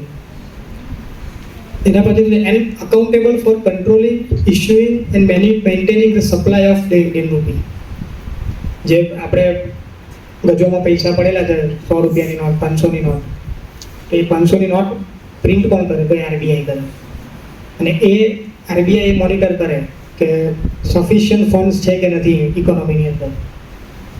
કારણ કે જો ઇકોનોમીની અંદર ઓવર ફંડ્સ થઈ જાય, જો વધારે ફંડ્સ આવી જાય તો શું થાય? ઇન્ફ્લેશન વધી જાય.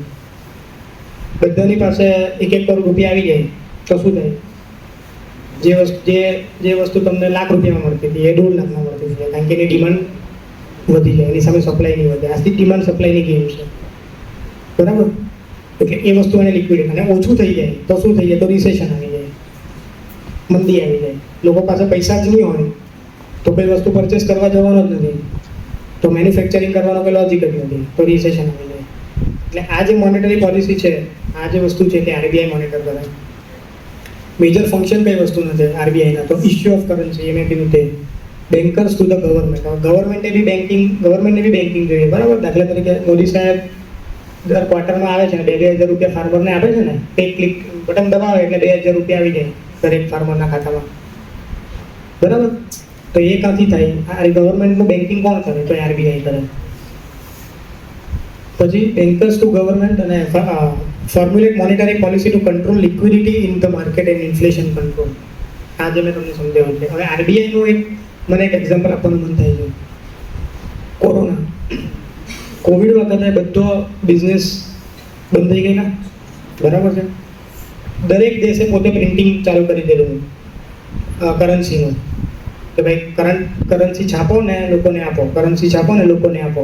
એટલે શું થાય કે જે ધંધો બેસી ગયો છે તેને ઊભો થઈ જાય, બરાબર છે. એકદમ જોરમાં ઇકોનોમી ભાગવા માંડે. પણ આપણા જે ફાઇનાન્સ મિનિસ્ટર હતા અને આરબીઆઈ, એ લોકોએ એવું નહીં કર્યું. એ લોકોએ શું કર્યું? એના ફાયદા આપણને બહુ થયા. એ લોકોએ એવું કહ્યું કે આપણે એવી પોલિસી બનાવીએ કે જે બિઝનેસ કરે છે, જે બિઝનેસમેન છે, તેને ડાયરેક્ટ પૈસા મળી જવા જોઈએ. હવે બિઝનેસમેનને જ્યારે પૈસા મળે ત્યારે એ શું કરે? એક્સપાન્શન કરે. મારી પાસે એક ફેક્ટરી છે, મને પૈસા મળે તો હું શું કરું? 2 ફેક્ટરી નાખું. 2 ફેક્ટરી નાખી એટલે એમ્પ્લોયમેન્ટ જનરેટ થાય. એમ્પ્લોયમેન્ટ જનરેટ થાય એટલે લોકોની પાસે પૈસા વધે. જો કઈ સ્કીમ લાવેલા એ લોકો કે 31મી માર્ચ 2020 ત્યારે જેટલું બી આઉટસ્ટેન્ડિંગ છે લોનનું બિઝનેસમેનનું, દરેક બેંકને કીધું તમે લિસ્ટ બનાવો, જેટલા બી તમારા કસ્ટમર્સ છે એનું જેટલું બી બિઝનેસ બોરોઈંગ છે, એટલે વર્કિંગ કેપિટલમાં લિમિટ ચાલે છે, એના 20% રૂપિયા તમે આપી દો. તો બેંકે કીધું ભાઈ 20% રૂપિયા આપી તો દીધા, પછી નહીં આપ્યા તો કોણ આપશે? તો મોદી સરકારે કીધું અમે છીએ બેઠેલા, ટેન્શન નહીં કરો, હું આપીશ પૈસા. આનો ફાયદો કેવી રીતે થયો? કે આનો ફાયદો એ રીતે થયો કે ફર્સ્ટ ટાઈમ હિસ્ટ્રીમાં, ઇન્ડિયાની હિસ્ટ્રીમાં ગવર્મેન્ટે પૈસા આપ્યા બિઝનેસમેનને પૈસા આપ્યા, એણે પરફેક્ટ યુઝ કર્યા, એનાથી ઇકોનોમી જોરમાં ભાગી. સ્ટોક માર્કેટ બી 2020 પછી જોરમાં ભાગેલું ને, 40% રિટર્ન બધાને મળ્યું, એકા ડબલ થઈ ગયા બધાના. એ કેમ થઈ ગયું? આની પાસે વન ઓફ ધ રીઝન આ હતું કે ડાયરેક્ટ જે સ્મોલ ને મોટા કોર્પોરેટને નહીં આપેલા, રિલાયન્સ, ટાટા, એ બધાને પૈસા નહીં આપેલા. કોને પૈસા આપેલા? જે નાનો વેપારી છે, જેની નાની દુકાન છે, એ બધાને પૈસા આપેલા.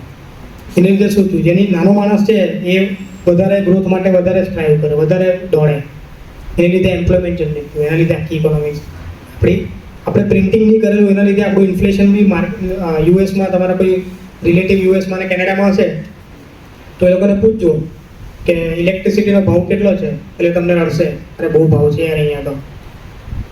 એ કેમ? એ લોકો બધાએ પ્રિન્ટિંગ કરેલી. એ લોકોએ શું કર્યું? $100, $500 જે લોકોની ડિનોમિનેશન હશે એ બધામાં પ્રિન્ટ કરીને ફ્રીમાં પૈસા આપ્યા બધાને. તો બધાને ફ્રીમાં પૈસા આપ્યા. ફ્રીમાં પૈસા મળે એટલે શું કરે? કામ ધંધો છોડી દે. કામ ધંધો છોડી જાય એટલે શું થાય? પ્રોડક્શન આવે નહીં એટલે ધીરે ધીરે ઇન્ફ્લેશન વધે. તો આ એક આરબીઆઈનું બહુ ઇમ્પોર્ટન્ટ પાસું હતું જે ઘણા ઓછા લોકોએ એને નોટિસ કરેલું. હવે આપણે બીજી વસ્તુ ઉપર ધ્યાન આપીએ તો ડિજિટલ રૂપી. આ બહુ ઇન્ટરેસ્ટિંગ વસ્તુ છે. આ વસ્તુ એવી છે કે જે આપણી જો એક પરફેક્ટલી ઇમ્પ્લિમેન્ટ થઈ ગયું નેક્સ્ટ 2-3 યર્સની અંદર તો એ આપણી લાઈફ આખી ચેન્જ કરી નાખશે. એટલી કેપેસિટી છે આ વસ્તુની અંદર. ડિજિટલ રૂપી એટલે શું? તો digital rupee is our electronic currency version which can be used for all your digital transaction. At present it is implemented as pilot project. 500ની નોટ છે ને એ મારા લેધરના વોલેટમાં પડેલી છે. હવે એ વસ્તુ જો મારા મોબાઈલમાં આવી જાય તો એને ડિજિટલ રૂપી કહેવાય. બરાબર. આરબીઆઈએ શું કર્યું છે? 1, 2, 5, 10, 50, 100, 200, 500 એ બધાની કરન્સીની નોટ આપી દીધેલી છે આપણા ડિજિટલ વોલેટમાં. એની બધાની નોટ સેમ તમને નોટ જેવી છે ને તેવી જ દેખાય તમને બેંકથી. ગવર્નરની સાઇન પણ હોય, એનો નંબર પણ હોય, દરેક વસ્તુ. હવે મારે કોઈને પેમેન્ટ કરવું હોય તો ડાયરેક્ટ મારે ડિજિટલ રૂપીના એપ્લિકેશનથી હું પેમેન્ટ કરી શકું. હવે તમને એમ થશે કે આ તો જૂની વાત છે યાર, યુપીઆઈને છે જ ને, આ ડિજિટલ રૂપીને આવવાનું હું લોજિક? કંઈ બી કર્યા કરે સરકાર. પણ એ બંનેમાં ફરક છે. એ શું ફરક છે તે આપણે જાણીએ. સૌથી ઇમ્પોર્ટન્ટ ફરક આ છે, યુપીઆઈ પેમેન્ટ. યુપીઆઈ પેમેન્ટમાં અમે QR કોડ સ્કેન દરેક જણ કરે છે. યુપીઆઈ પેમેન્ટ ખબર છે? યુપીઆઈ પેમેન્ટ પર બરાબર છે. QR કોડ સ્કેન કર્યો અને પૈસા આપી દીધા, 50 રૂપિયા એક્ઝામ્પલ મેં ચાવાળાને આપ્યા, તો મારામાંથી ડેબિટ થયા અને પેલાને મળી ગયા તરત, ઇન્સ્ટન્ટ, સેકન્ડ્સની અંદર.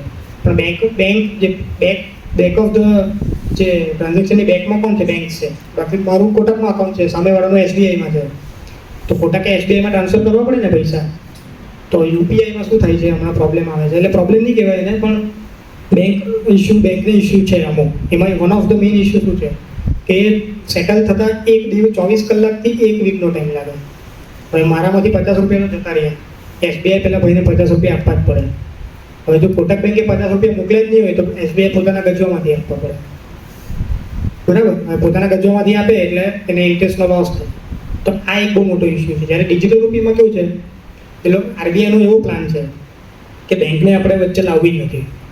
RBI ખુદ ગબ્બર, હું જ છું, મારો ડિજિટલ વોલેટ છે, મારામાંથી તમારામાં ડાયરેક્ટ જ પૈસા જતા રહે, બેંકને આપણે ઇન્વોલ્વ કરવી જ નથી. પણ બેંક ઇન્વોલ્વ જ નહીં થાય તો આ ટ્રાન્ઝેક્શનમાં ઇસ્યુ આવે જ નહીં. કારણ કે મારું જે ડિજિટલ વોલેટ છે તે RBIની અંદર જ હોય, જેની અંદર મારા રૂપી હોય, ડિજિટલ રૂપી હોય, અને રૂપી પણ કહેવાય. તો હમણાં અમારા બેંકના જેટલા બી સ્ટાફ છે એ લોકોને અમારી પાસે આવી ગયું છે ડિજિટલ રૂપી, અને અમુક બેંકે ચાલુ પણ કર્યું છે ડિજિટલ રૂપી. તો કોઈ વાર જો ટાઈમ મળે તો ચાલુ ટ્રાય કરજો ડિજિટલ રૂપી.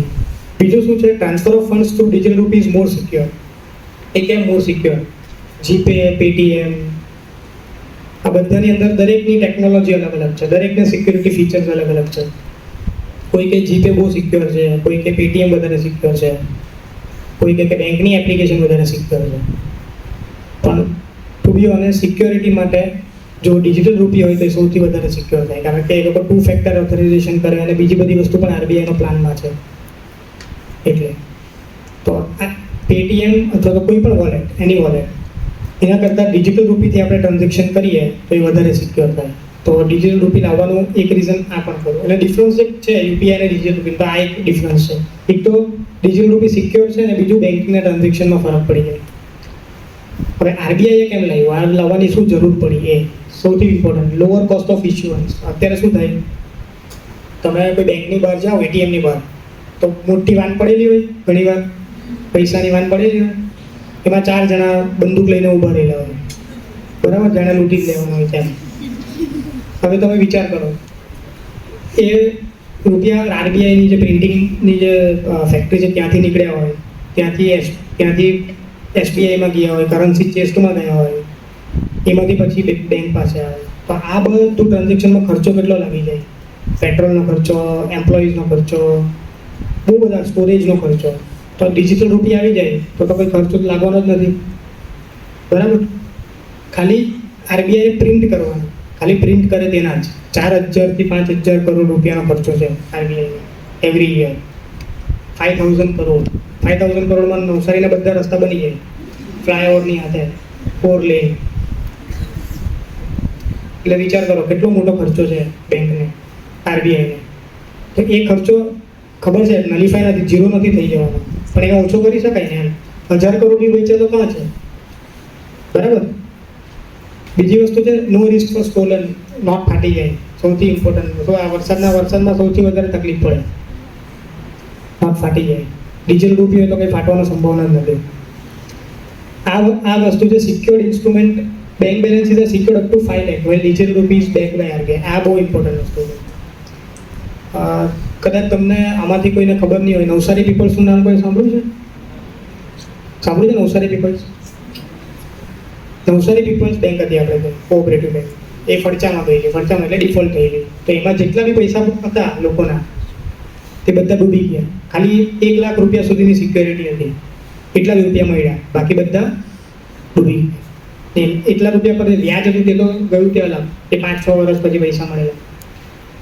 હવે એ લાખ રૂપિયાથી સરકારે 5 લાખ કહ્યું છે કે ભાઈ કોઈ બેંકમાં તમારા પૈસા પડેલા છે, એ બેંક ડિફોલ્ટ થઈ ગઈ, તો તમને 5 લાખ સુધીનું તમારું બેલેન્સ હોય તો એ તમને મળી જાય. પણ 5 લાખની ઉપરનું હોય તો ગયા, ભૂલી જવાનું, જ્યાં ખાતે.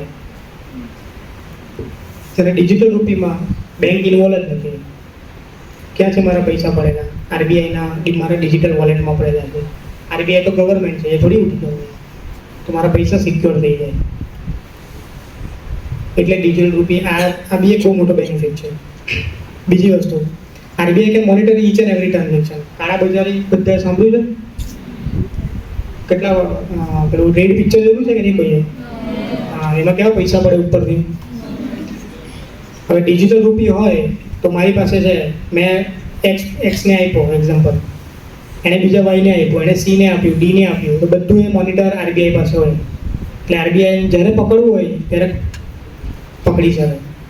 એટલે કાળા બજારી થવાની શક્યતા ઓછી થઈ જાય. બીજું, to boost cross border transaction.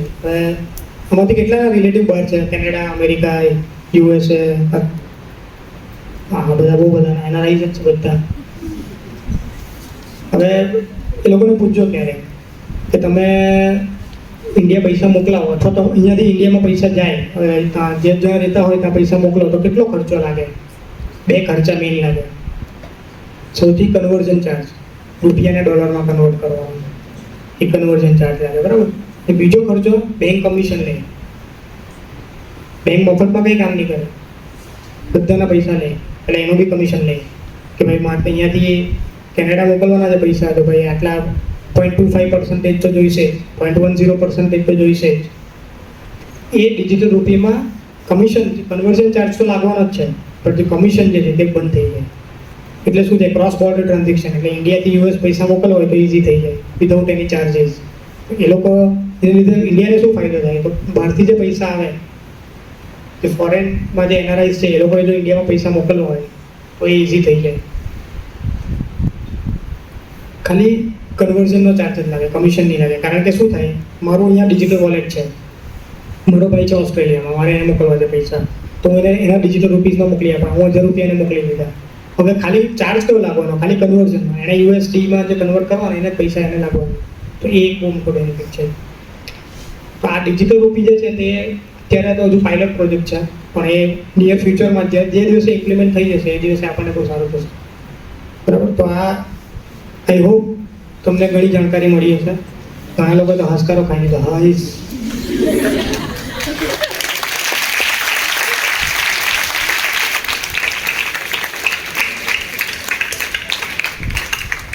તો થેન્ક યુ પેશન્ટલી સાંભળવા માટે. અને કોઈ ક્વેશ્ચન હોય તો પૂછી શકો છો. આપણે ફેડ રેટના ન્યૂઝ હમણાં બહુ ફરે છે, તો એનો ઇમ્પ્લિમેન્ટેશન ઇન્ડિયામાં થશે? જો ફેડ રેટ એટલે શું? આપણે ત્યાં જેમ રેપો રેટ છે તેમ ત્યાં ફેડ રેટ છે. એટલે એ શું કરે બેઝિકલી, એનું કામ શું હોય? આરબીઆઈ જે છે તે દરેક બેંકને ગાઈડ કરે કે ભાઈ બેંક, આરબીઆઈ બી બેંકને લોન આપે, તો એનો લોનનો એક રેટ, બરાબર, એને કહેવાય repo rate. Reverse repo rate જો બેંક એને આપે તો એને રિવર્સ રેપો રેટ કહેવાય. તો ફોર એક્ઝામ્પલ જો રેપો રેટ 5 નો હોય, એ ઘટીને 4.75 થઈ જાય તો શું થાય? એની ઇમ્પેક્ટ શું આવે? 4.75 નો થઈ ગયો, 25 પૈસા ઘટી ગયા. એટલે બધી loan, home loan, vehicle loan, unsecured loan, capital term loan, બધી ટર્મ લોનનો જે વ્યાજનો દર છે તે ઘટી જાય. એના લીધે શું થાય? જે બિઝનેસવાળો છે એને ઓછા વ્યાજે પૈસા મળે. ઓછા વ્યાજે પૈસા મળે એને લીધે માર્કેટની ઇકોનોમી જે છે તે ભાગવા માંડે. હવે યુએસમાં ફેડ રેટ એ લોકો ઘટાડવાની કોશિશ કરે છે. હવે આમાં આ વખતે કેવી સિચ્યુએશન છે? તે બહુ કોમ્પ્લિકેટેડ સિચ્યુએશન છે અમેરિકાની, બહુ જ કોમ્પ્લિકેટેડ. જનરલી કેવું હોય, રેપો રેટ ક્યારે ઘટાડે ત્યારે ઇન્ફ્લેશન વધારે હોય ને એકદમ જોરમાં ઇકોનોમી ભાગતી હોય ને, ત્યારે એકદમ બેસી ગયેલી હોય ને ઇકોનોમી, ત્યારે જ્યારે ઇકોનોમી બેઠેલી હોય ત્યારે ઇન્ફ્લેશન જનરલી બહુ વધારે નહીં હોય, નોર્મલ હોય. અત્યારે ઊંધું છે, ઇકોનોમી પડી ભાંગેલી છે ને ઇન્ફ્લેશન જોરમાં ભાગે છે. તો એને હેન્ડલ કેવી રીતે કરવું એ ખબર જ નથી પડતી. એમાં એ જે મેં તમને કીધું તે કે આપણે આરબીઆઈને લીધે બચી ગયા આ વસ્તુથી. એટલે જે ફેડ રેટ જે પોતે રેટ ઘટાડશે એની ઇમ્પેક્ટ આવશે આપણે ત્યાં બી, પણ આપણે ત્યાં 6 મહિના 8 મહિના. કારણ કે અત્યાર સુધી કેવું હતું કે જે યુએસએ કરે એ જ ઇન્ડિયા કરે. હવે એવું થઈ ગયું છે કે ઇન્ડિયા અલગ છે ભાઈ, અમે અમારી પોલિસી અમે જાતે બનાવશું. એટલે તો એ ઇમ્પેક્ટ જે છે તે ખબર પડી, આ ઇમ્પેક્ટ આવે બેઝિકલી. તો આપણે ત્યાં બી ઇમ્પેક્ટ આવશે. આપણે ત્યાં એફડીના રેટ એ ઘટાડશે તો પોસિબલ છે કે એફડીના રેટ થોડાક ઓછા થઈ જશે, લોનના રેટ ઓછા થઈ જશે.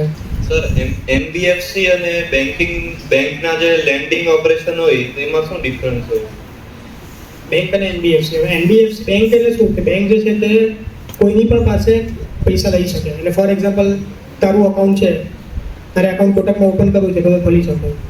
તારે 5,000 રૂપિયા આપવા ડિપોઝિટ રાખવો હોય તો બી છે, ઠીક છે, લાખ કરવો હોય તો બી છે, 1 કરોડ કરવો હોય તો બી છે. એનબીએફસીમાં કેવું છે કે એનબીએફસી અમુક લોકો પાસે જ પૈસા લઈ શકે, એનું પાછળનું કારણ છે બેંક જે છે એ ઇકોનોમીનો બહુ મહત્વનો ભાગ છે. એટલે ફોર એક્ઝામ્પલ કોઈ એક બેંક છે કે ગાળાની જેમ ફંડિંગ કરે, લોન આપ્યા જ કરે અને પછી ડિફોલ્ટ થાય તો એની અસર કોને થાય? જે માણસે એમાં પૈસા રોકેલા છે બધાના પૈસા ડૂબી જાય, બરાબર છે. એટલે બેંક જે છે તેની પોલિસી સ્ટ્રિક્ટ હોય.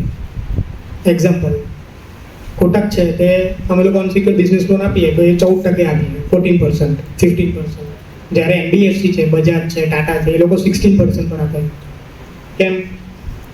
હવે એની પાછળનું રીઝન એ છે કે એ લોકોને મારી પાસે જે સેવિંગ અકાઉન્ટમાં પૈસા પડેલા છે તે એના ઉપર હું 4% વ્યાજ આપું, એટલે મારું કોસ્ટ ઓફ બોરોઈંગ જે કહેવાય દરેક, ફોર એક્ઝામ્પલ આપણે આ મોબાઈલ છે એક્ઝામ્પલ, બરાબર, મોબાઈલનું મારું કોસ્ટિંગ છે 10,000 રૂપિયાનું, હું 12,000 રૂપિયામાં વેચું તો બેંકના માટે કઈ વસ્તુ કોસ્ટ છે? તો ઇન્ટરેસ્ટ છે, ઇન્ટરેસ્ટનો જે પર્સન્ટેજ છે તે કોસ્ટ કહેવાય, બરાબર.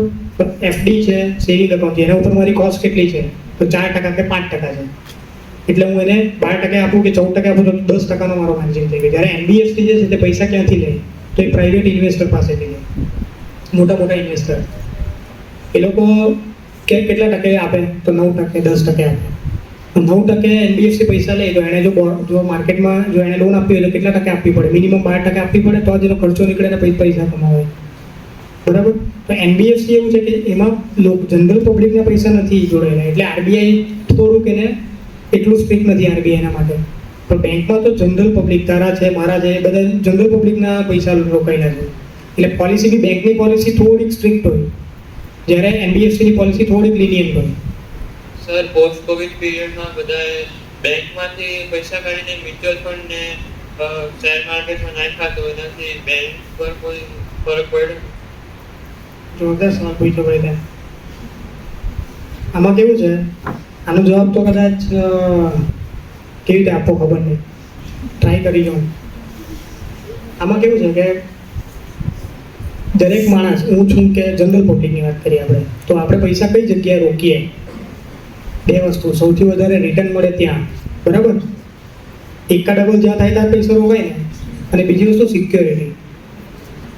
હવે પોસ્ટ કોવિડ કઈ વસ્તુ થઈ? Post Covid mutual fund, share market, એની અંદરનો જે રિટર્ન જે હતું એ બહુ સારું રિટર્ન આવ્યું.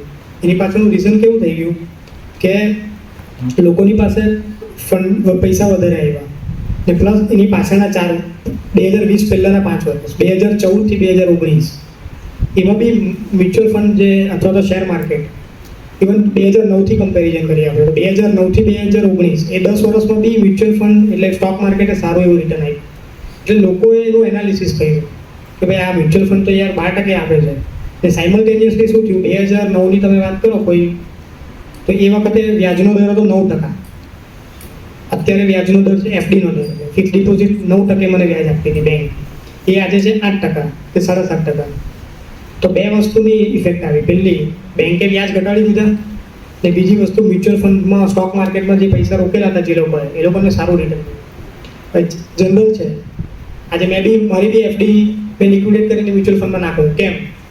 કારણ કે મને ખબર છે કે મ્યુચ્યુઅલ ફંડમાં અત્યારે સારું રિટર્ન મળવાનું છે for the next 5 years, for the next 10 years minimum, બરાબર.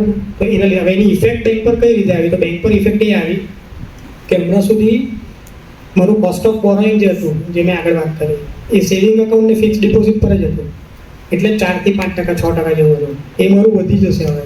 અત્યારે નો ઇશ્યુઝ, ને ગવર્મેન્ટને ખબર પડી ગઈ કે આ પ્રોબ્લેમ આવે છે.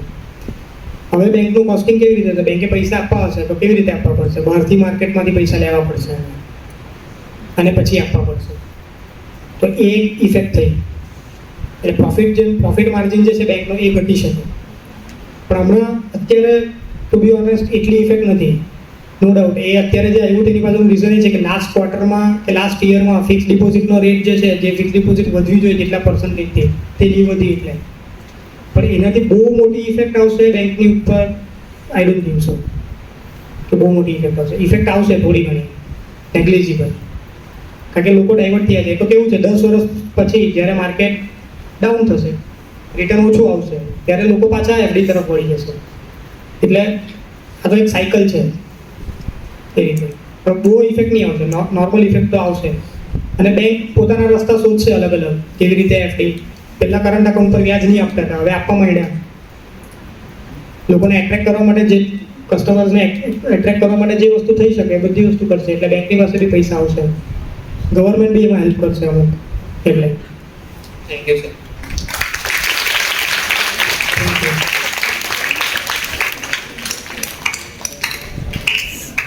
Thank you, sir. On behalf of the students and teachers of our school, I would like to express our heartful gratitude for the incredible speech you delivered to us today.